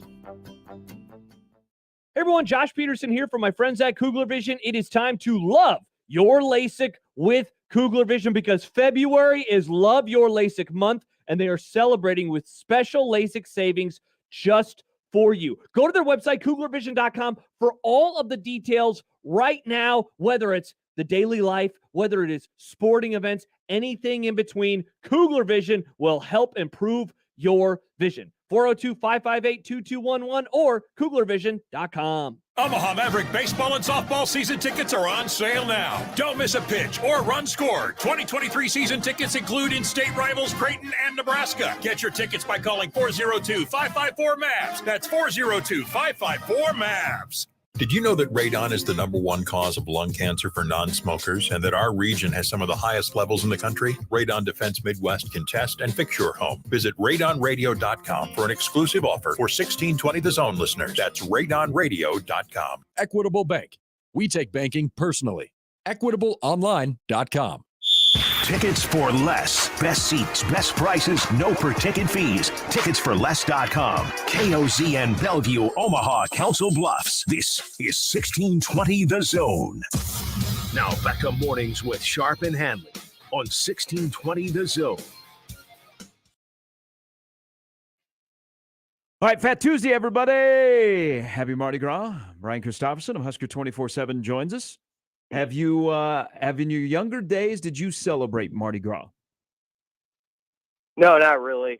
I didn't get out there very much on Mardi Gras. I guess just I'm kind of a boring guy sometimes behind the scenes, as people would probably guess. So, What? No, I haven't. I figured you had Maybe like if a I had- wild hair that you would itch, and we just don't know about it. No, doesn't happen. I mean, maybe if my name, I have Jim Bob Cooter's name in my head from your last segment. So maybe if my welcome. name were Jim Bob.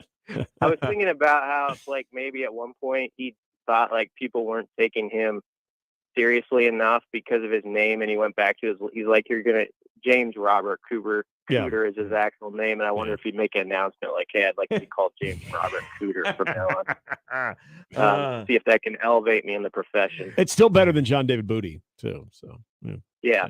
Anyway, good name, but no, I wasn't a big Mardi Gras guy growing up, but I hope those who do celebrate stay safe out there. Hey, let's start with some hoops, as that's become one of your beats this year.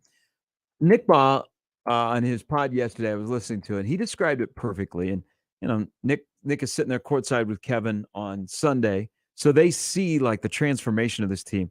And he said last year they looked like an AAU team playing an 8 a.m. game in an auxiliary gym. And I thought, okay, yeah, sometimes the energy wasn't there.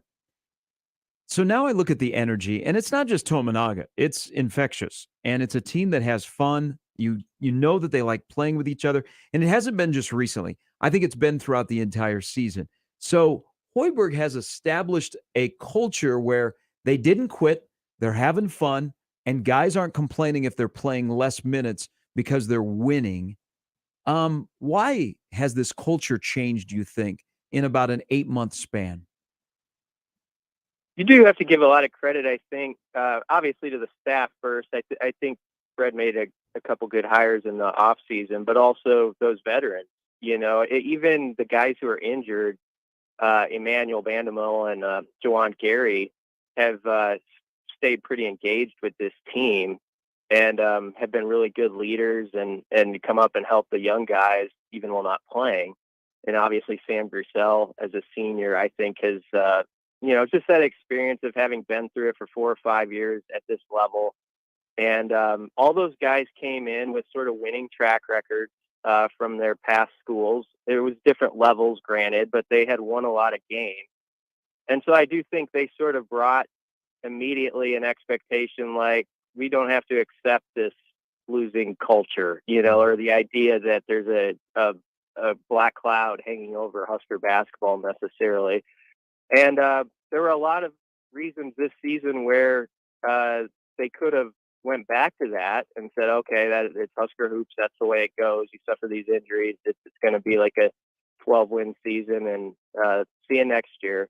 But you have to give credit to everyone for sort of and the staff in this particular case for really reinventing how this team operates and what their strengths are with, as Fred has said, basically his third different team. He has coached 3 different teams in one season. He had the team the first 5 games without D. Walker, and then you get him back, and you think you're going to be this squad that's sort of defensive minded and gritty for the whole season, and halfway through that's gone. And so that ability to audible into the right play, so to speak, for what this roster is and how it's constructed right now has been pretty impressive. And they're a problem for people right now on the offensive end. They've got a rhythm. They've got some guys in confidence.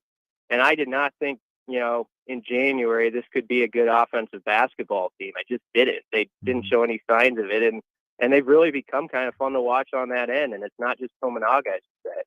Well, and speaking of Casey, and we've talked about it a little bit, that maybe there is a little improvement in his defense. But when you think about losing a guy like Bandamel and a guy like Gary, arguably 2 of your best defenders, when you look at what Fred, we haven't talked as much about what adjustments they've made defensively too. This is where we've even seen Blaise Keita get a little bit of a role. What have you kind of taken away from Fred on just the ability to also adapt defensively and, even implementing guys like Sam Hoiberg and what they've done on that end? Yeah, I mean, everybody's getting the most out of their measurements, you would have to say. Sam Hoiberg's not the biggest guy, but when he comes out there, he D's people up. I mean, he's had some major, besides the obvious steal at the end of last game, I mean, he was the one who came around the backside and took the ball away against Wisconsin on a beautiful play in overtime last week. And if he's been trusted in one-on-one situations, at the end of games on top scorers, and he's done a pretty good job at least forcing him into a tough shot. So everybody, I think, is, okay, this is your sort of niche as a defender. How can you excel at it? And Blaise would be, example 1A in the last week or so of that, of just a guy who maybe he'll score 1 or 2 points, but he's having such a factor as far as go get those defensive boards, be that guy who takes 1 or 2 charges, which, by the way, in the off season, we were told he was the guy who always led the way in taking charges. And it's one of those things you hear, back in August or whatever, and you're like, yeah, well, will that end up mattering at all? And here in crucial games, that exact thing, that scenario's come up, and he's been there and done what he's done since he arrived. So a lot of credit to guys for just, I think, sort of maximizing their skill sets and what they're asked to do within the defense. And they know there are weak points on that side of the floor that they have to give up, but I think they've been smart with their strategy, and okay, we will give up this, but we're going to get this in doing so on the defensive end, and they've managed that very well. Brian Christopherson from Husker 24/7 joining us. Let's shift over to football. So Casey Thompson, since they've come back, he's featured in a lot of the still shots or videos of winter conditioning. He's been heavily involved in their community efforts. I think people have seen him out a little bit more in Lincoln. He's posing for pictures and signing autographs, so on and so forth. He's already signed with 1890. Why did he tweet out that thing yesterday that kind of telling people that he's coming back? Wasn't that like a foregone conclusion? Yeah, I mean, I thought so. I mean, maybe it's just that reminder to folks I'm here. Like I hear you all talking about Jeff Sims. I know what the narrative is going, and I was the guy last year, if you haven't forgotten. And when I was healthy, things went okay. If you can give me an O-line that can block a little bit, let's see where it goes. So I don't know. Maybe there's a little bit of that. Maybe it was just a deal where you had a cool graphic and you wanted to use it. But yeah, I thought, man, graphics run the world, by the way, now. Like with recruits and stuff and announcements, it's like this kid might announce in a day or so, but he's got to get his graphic ready, So that I'd never undersell what a graphic means to the whole situation. But yeah, I mean, Casey, I bet that competitive side of him is just itching to be like, let's go. Like, yeah, I mean, everybody's kind of on this Sims narrative now. I think somewhat because, when Rule's been asked about QBs, he's been very complimentary of Jeff Sims. But I think part of that too is, Rule and the staff really are getting to know Casey and what he's about. And so there is that process that's going on right now. But yeah, I understand where you're kind of feel like you're in the background a little bit. And you were the man last year, and you kind of want people to maybe remember that. But I don't know, maybe it had nothing to do with that, and he just wanted to put it out. BC, hearing from Corey Campbell today, strength and conditioning coach, what do you want to know?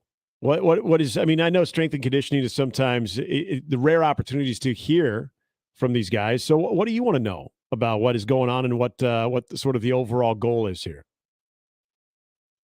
Yeah, I think you want to, without throwing the last guys under the bus, because I wouldn't expect him to do that, you just want to know what he's tweaked and where he thinks the differences are as to what they might be doing now as compared to what they've done in the past, sort of like his MO as far as meshing with guys, I think in the mental part of it too, not just with the workouts, the physical stuff, but like how do you connect with guys when you are basically the head coach for half the season, half the year, because he is. I mean, he's that guy who really sets this is how we operate. This is what our mindset's like.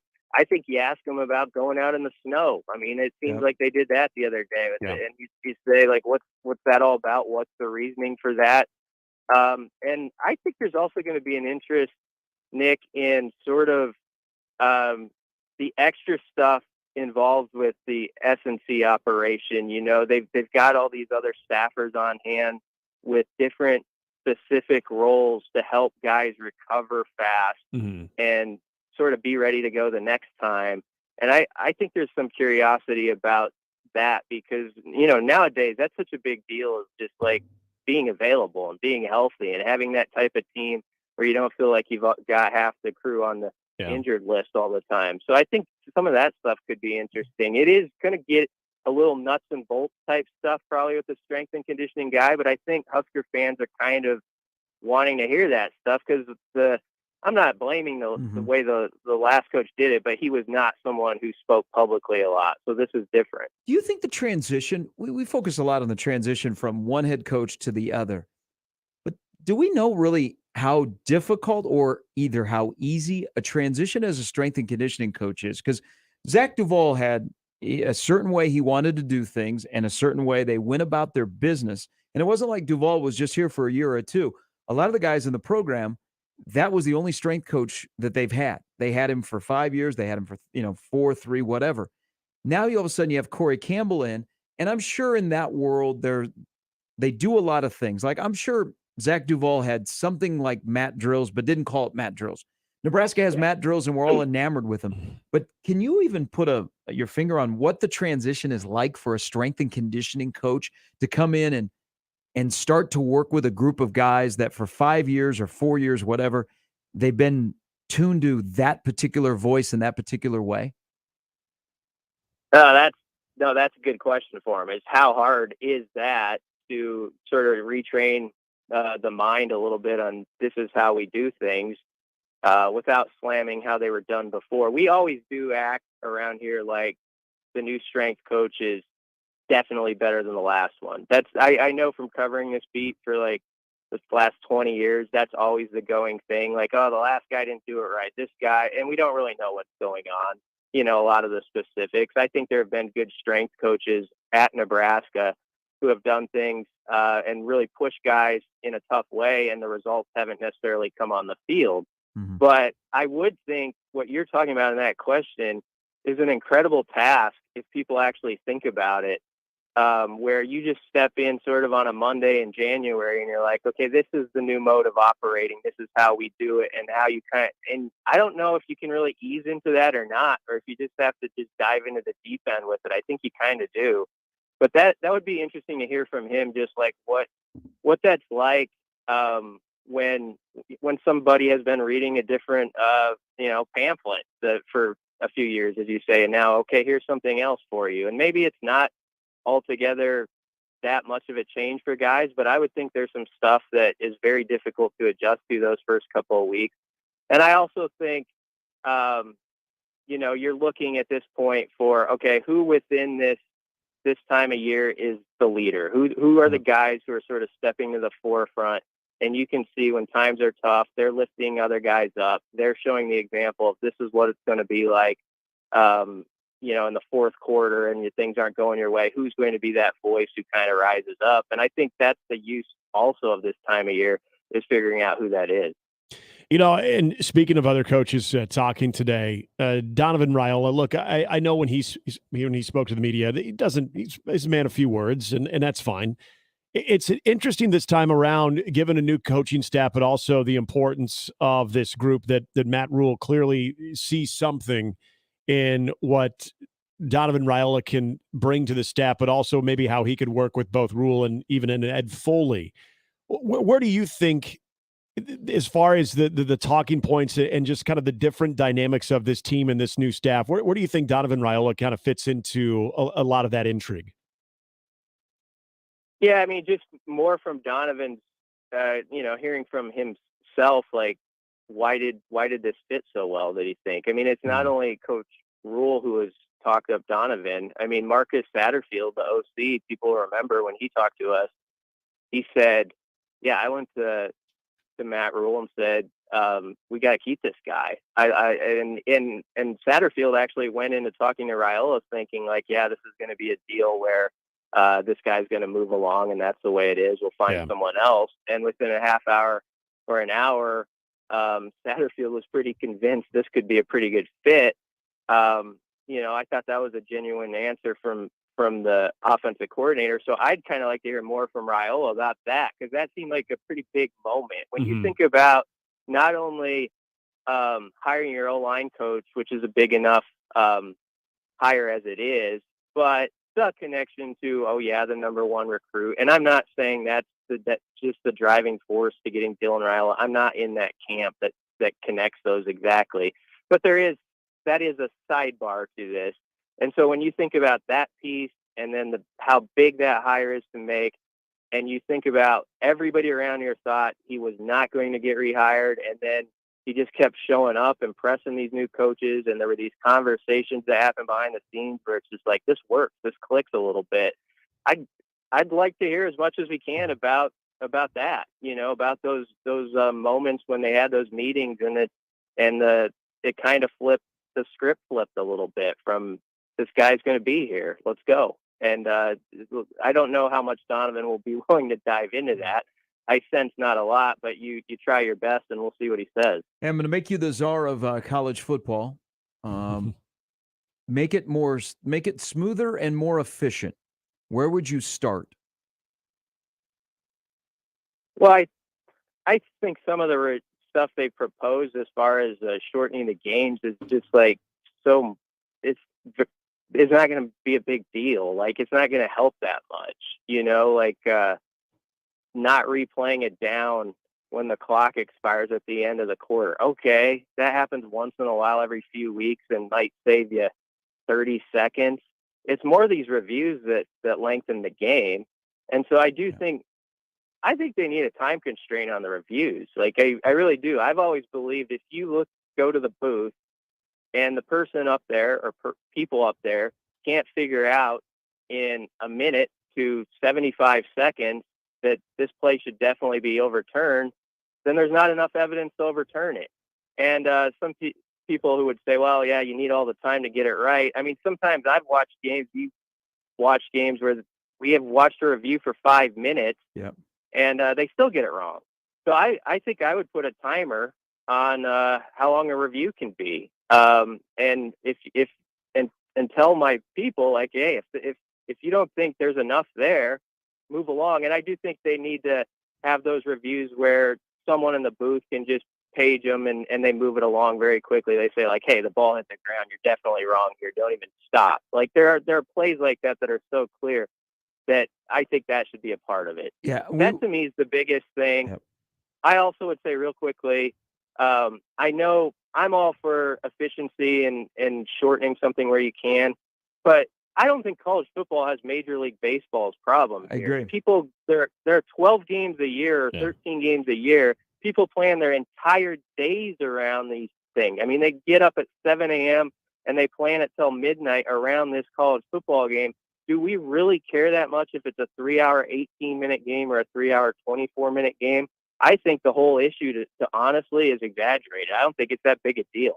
Yeah, the one, though, what's your thoughts on the one, quickly here, the idea of the clock keeps running after an incomplete pass? I don't really like that. I have no idea where that one came from because that's ridiculous. Yeah, I don't like that at all. Now, if the clock keeps running after a first down, I'm not going to knock the table too much on that one, because if you notice, even right now when teams get first down, that now. Yep. I mean, they'll move that clock pretty fast. I mean, sometimes late in the game, they're paying a little more attention. They stop it for a couple extra beats, I think. But that clock tips pretty fast after first downs nowadays anyway. So I don't think that's going to be that noticeable, but I agree with you. I would definitely not touch the clock after the incompletions. I keep it the way it is. I think sometimes you can overreach on stuff like that when we all know the biggest problem is commercials and reviews, and I suppose maybe halftime length you could argue about. But again, that's part of the pageantry of college football. People like that. They like the band and that stuff. I just think you got to be careful to mess with some of the elements that are great about the game to shave off 3 minutes. It doesn't seem like I think they got to walk a fine line here. I agree. BC, as always, thank you. Yeah, thanks, guys. That's Brian Christophers, Husker 24/7. Yeah. All right, coming up here in a little bit, Nick will tell you how you can win tickets to Cocaine Bear exclusive watch party coming up on Thursday night. We'll do that coming up next. Mornings on 1620 The Zone. Hey, Woodhouse Buick GMC. Shop there first. Experience the difference. 119th and I in the climate-controlled indoor showroom or online at woodhousebuickgmc.com. They've streamlined the process. They make it easy on you to find that stylish SUV, that capable truck, either for business or pleasure, something that meets your needs, new or pre-owned. Remember, in person or online. And here's a little advice. Take the 23 Buick Envision Essence for a ride. All you got to do, just check it out.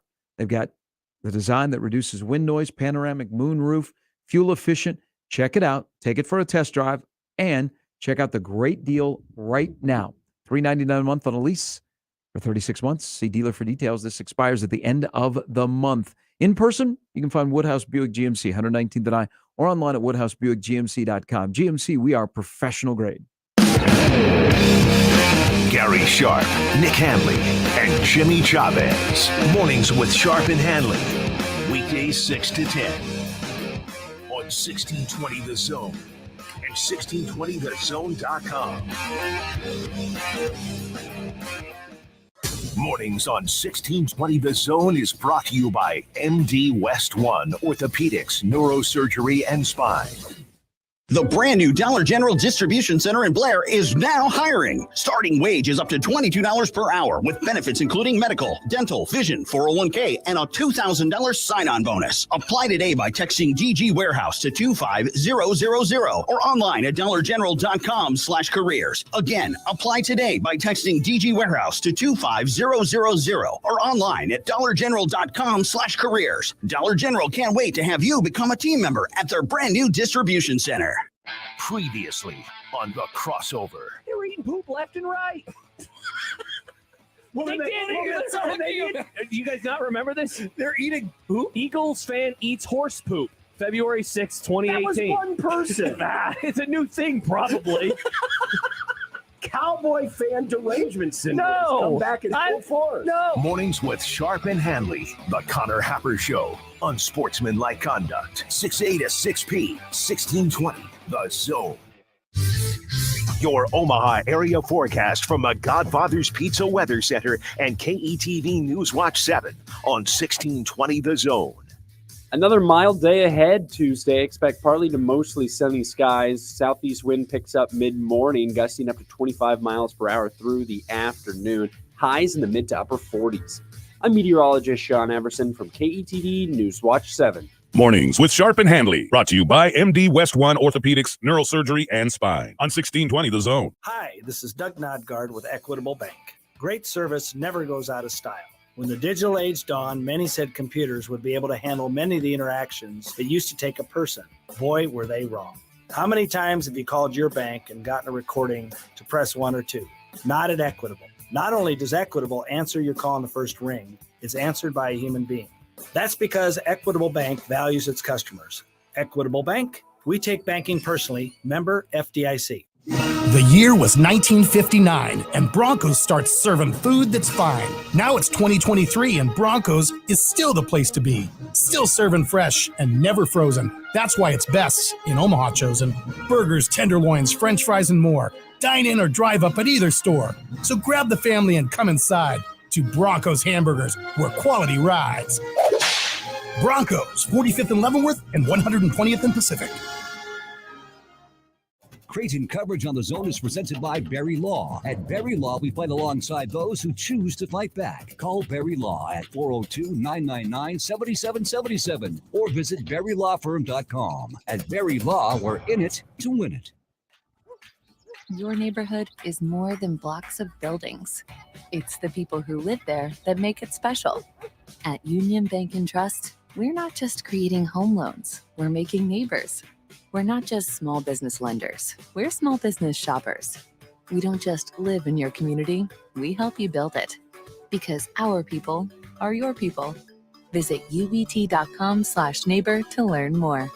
Union Bank and Trust, member FDIC.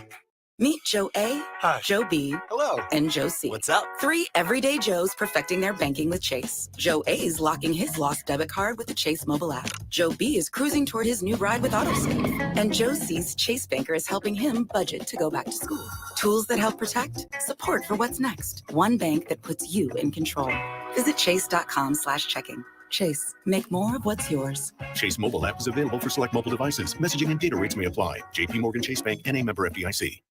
Now back to Mornings with Sharp and Handley on 1620 The Zone.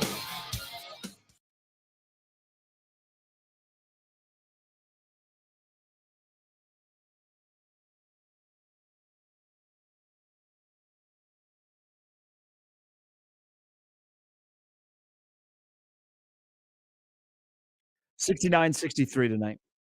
Creighton beats Marquette. So they're hitting the over. Not the over. Sorry, they're covering. Yeah, but I wouldn't touch it. That tight. The game will be under. I think this will be. What is the over-under? This will not be like an 87 to 84 type game. But 5.5. Yeah.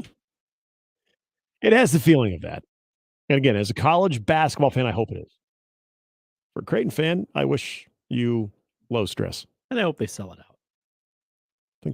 I still think they will. I mean, I think Oh, so you people too. are buying this I think $10 they tickets. will. Come on.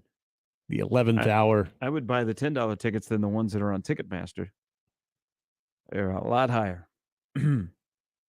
All them fees, too. Parker Fredrickson, the 4-star shooting guard from Bigsby, Oklahoma, who at one time considered Nebraska along with Davidson and Notre Dame, committed to Notre Dame. Mike Bray is out. He says, I'm out. He wanted to make his commitment quick. Nebraska reached out, but Nebraska was never back in the mix. Committed to Wake Forest. Ironically, to a coach who name gets thrown around for the Nebraska job a lot, and Steve Forbes. What Nebraska job? The Nebraska job that last month was open until Keisei Tominaga came along. Well, or was it when Trev came along and said undeniable progress? Was Keisei part of that undeniable progress? That was just a couple of weeks ago. That was. This was last month. Still looking for the T-shirt. Undeniable progress T-shirt? Husker basketball. Mm-hmm. Go Big Fred. Yeah. I don't know if I was, I just never felt like he was at that time. You might want to talk to Steve Forbes about that. Steve did? A lot of people did. And Steve Forbes is a guy that I think he has a good job at Wake Forest, but somehow he wants to go back to the Midwest. Okay. All right, let's give away tickets to Cocaine Bear. Okay, so we're going to do this like we did yesterday as far as our streamers and then our listeners on the AM side of things. So we will have caller 4 at 951-1620. Caller 4 will have to answer this question from one of the great movies involving a bear. At least a bear had a role in this. In the movie Great Outdoors. Yes. The bald-headed bear of Clare County in the final scene was shot in what body part? Caller 4, 951-1620. Big Bear chase me. Big Bear chase me. Bald-headed bear got shot in what body part in the final scene of the movie Great Outdoors? Definitely craving a 96-ounce steak now. The old 96er. And for our streamers, and this is where you have to email Jimmy, and that is Jimmy at 1620thezone.com, the answer to this one. We go to our friends in Waco, Texas, the Baylor Bears. Can you tell us how many Heisman Trophy winners the Baylor Bears football program has experienced? How many Heisman trophies has the Baylor Bears football program pulled in? And for that answer, for our streamers, hit up Jimmy at 1620thezone.com. Little Bears for you. Is it more than one?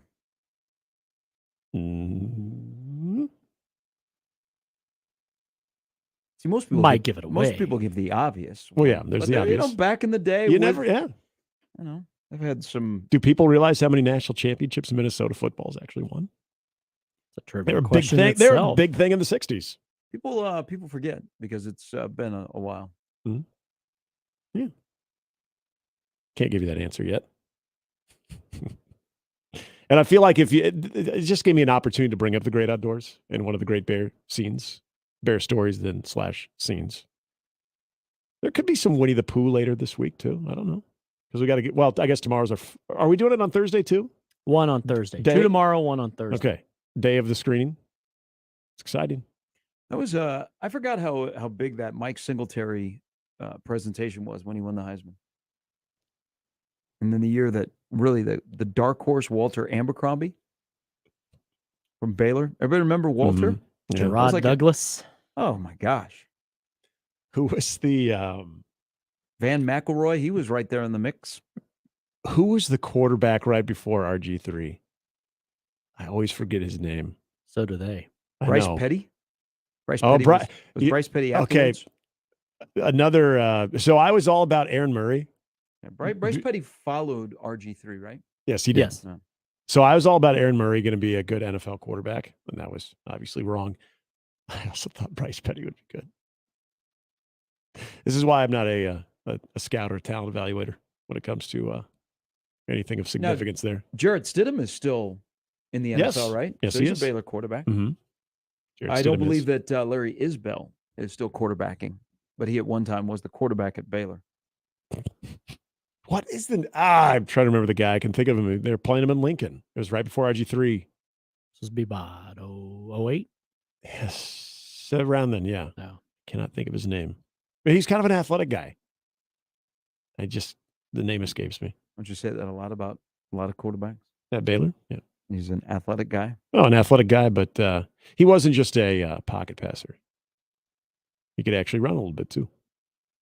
And I cannot think of his name. That's okay. Kirby Freeman? It was not Kirby Freeman. Kendall Wright? Nope. What do I want to say was there a Zach? Zach something? Zach would be a good Baylor, Waco, Texas quarterback name. Zach. He came from Zach. small town Texas. Yeah. You can insert what. I'm totally. Maybe it actually. It might have been the guy who, remember in RG3 for the ACL. I think it might have been who replaced him. That might be the guy I'm thinking of. And actually did okay. But again, the Baylor glory years of RG3. It seems like a while ago. Was it Blake Szymanski? No. I remember Blake Szymanski. It wasn't him. Are you sure? We've gone through every quarterback. Yeah, you guys are going through. Yeah. You are. I don't know. Maybe I'm just. It wasn't Kirby Freeman? No, it wasn't Kirby Freeman. Wasn't Odell James? Nope. It was not Ryan Roberts? It was not him. I got nothing for you anymore. Okay. All right. Well, I'll Google that. They have a long history of Heisman Trophy winners, so I wish everybody luck. Yeah. We will come back and put a wrap on the show after this.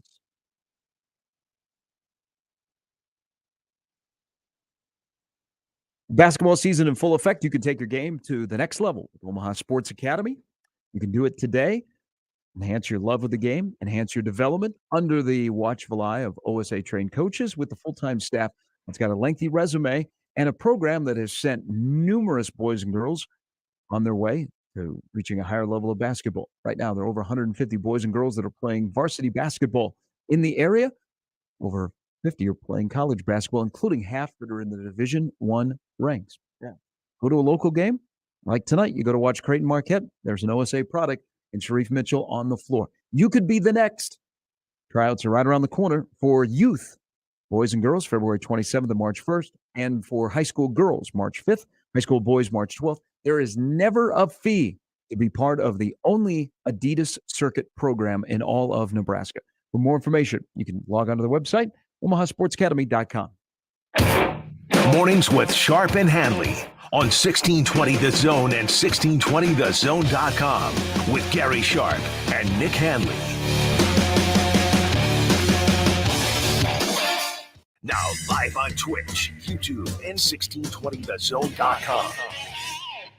Hi, friends. Kent Pavelka courtside getting ready for this year's matchup between the Average Roofing Companies and the Rooferees at John Higgins Weather Guard. The Average Roofers are just that, average at best, not very impressive. The Rooferees, above and beyond the opponent, more dependable, service that exceeds the norm, good sportsmanship, fairness, and integrity. You know them, you love them, and they're ready to win for you. Make the right call with John Higgins Weather Guard. It's tip-off time with the Rooferees at John Higgins Weather Guard. MD West 1 and the Ortho and Spine Urgent Care are now open on the southwest corner of 192nd and Dodge. MD West 1 is voted the #1 private medical practice in Omaha for orthopedics, neurosurgery, and spine. MD West 1's new location in Fountain Ridge includes the Ortho and Spine Urgent Care, where walk-ins are welcome. See the specialists directly for any bone, joint, or muscle injury or condition. Go to mdwest1.com for details. For unmatched cardiac expertise, put your heart in the right place with Nebraska Medicine, where you'll find the most heart advances in the state, telehealth appointments to make your care even more convenient, and a genetics clinic to help avoid future heart issues. With multiple locations, our world-leading care is just a heartbeat from home. For matters of the heart, this is where you begin. Visit nebraskamed.com/heart. Home is with you wherever that may be. I always wanted to learn Spanish, but I never thought I'd have the time. Then I discovered Babbel. Babbel's lessons are fun. They only take like 10 or 15 minutes, and in 3 weeks, presto, you're starting to speak another language. Like magic. I love that Babbel's lessons aren't just robots talking. They're voiced by native speakers, so you get the pronunciation just right. And they're designed by real language teachers, so you learn how to have real-world conversations, things you'll actually use. It's incredible. After using Babbel, I'm ready to start having real conversations in French.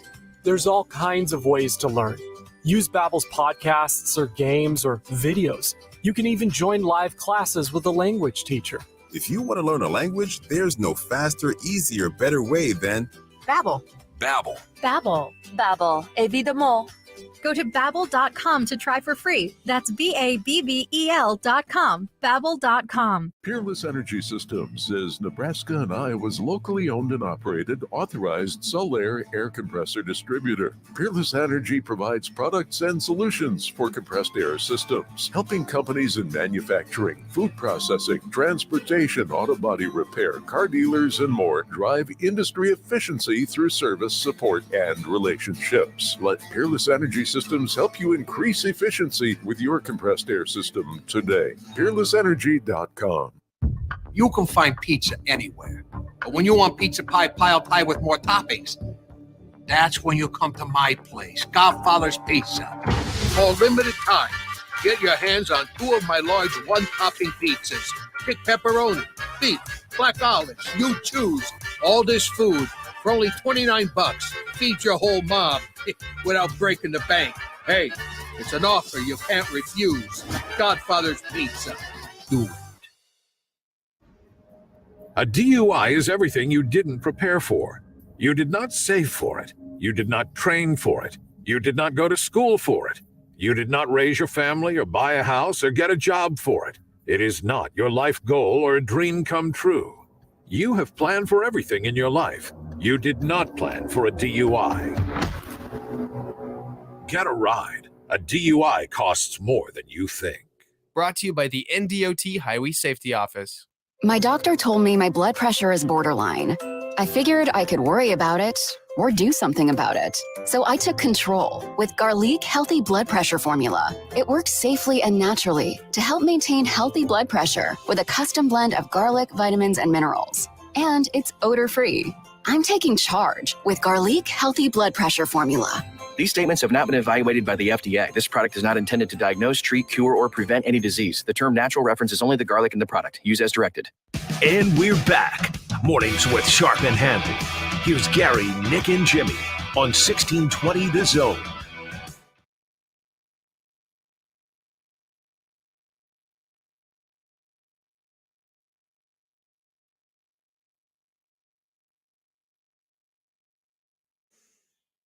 All right, so tonight's Creighton game now is sold out.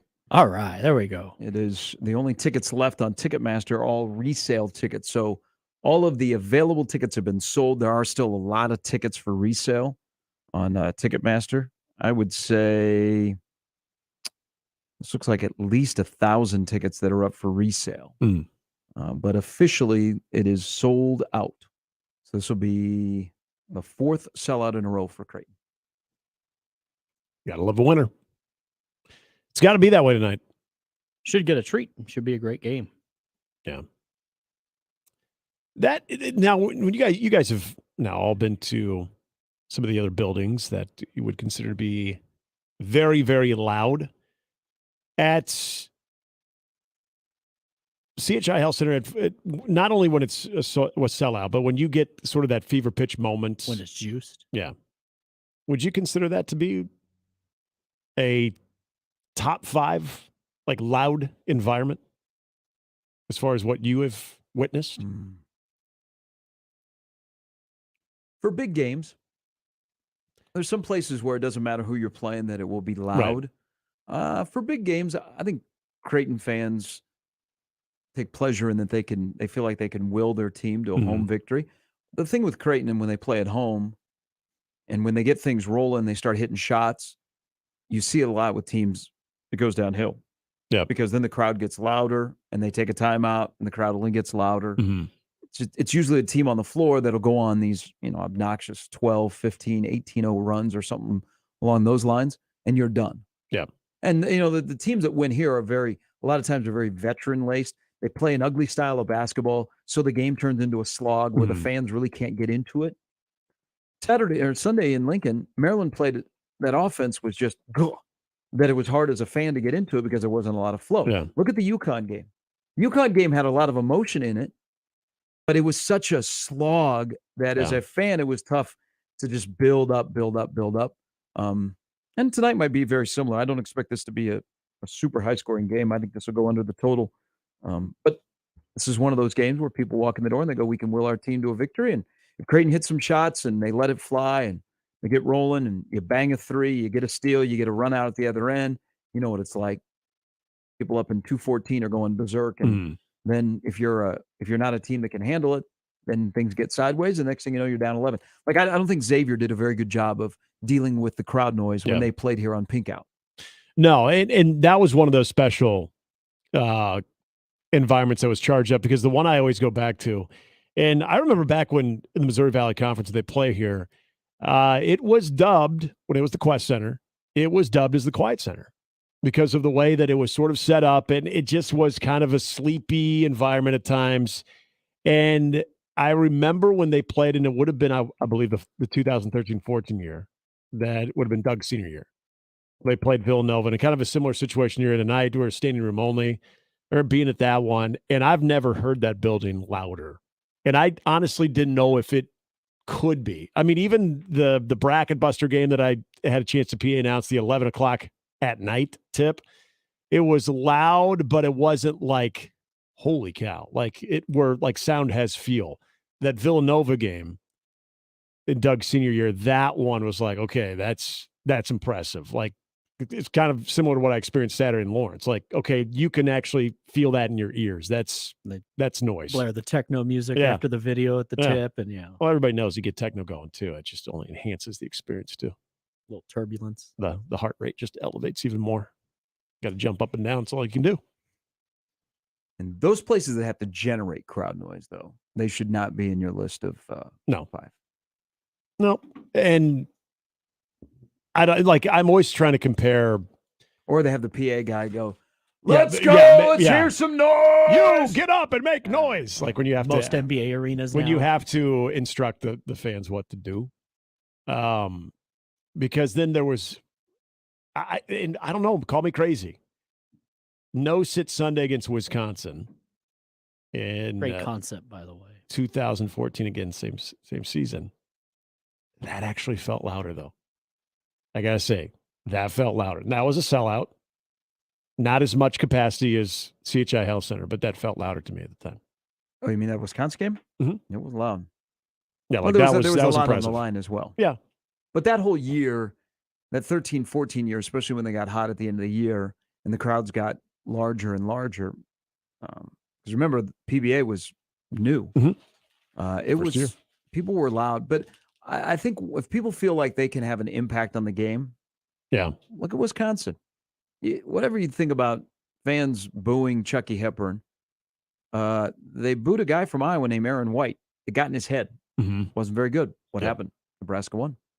I mean, if fans feel like they have an impact on the game, whatever they do, they're going to get after it. Mhm. They're gonna walk in the building and go, yeah, I'll be the 6th man or the 12th man, whatever. Remember how nice it was on No Sit Sunday? It was 80 degrees out that day. How do you remember that? That's like Rain Because Man material. I met Shafe for a beer before. Outdoor beer. Yeah, we 80 were degrees. out in the rail yard. Sounds wonderful. Had a drink. Late February. People were wearing shorts and a t-shirt. Like it was, and I think they still had like the little ice rink down. They had to cover that thing up. It was just one of I those rare remember the days. ice rink. Everything was just sort of aligned for a big day and what was going to be a fun day of basketball. So I'm telling you, the weather also made people happy All right. and juiced up. We'll have a lot more, Connor, and then unsportsmanlike conduct as well on tonight's big game between Creighton and Marquette. We'll discuss it tomorrow morning. 6 o'clock tonight, Robbie will have the pregame. John has the play-by-play at 7:30, and then Jimmy will have the postgame show for Creighton and Marquette, matchup of two top 20 teams for the top spot in the Big East. We'll do all of that for the rest of the day, and then we'll talk to you again tomorrow at 6. And you also have another opportunity to win tickets to Cocaine Bear, our exclusive viewing on Thursday night out in Elkhorn. For Nick, for Jimmy, I'm Gary. Crossover's coming up next on 1620 The Zone.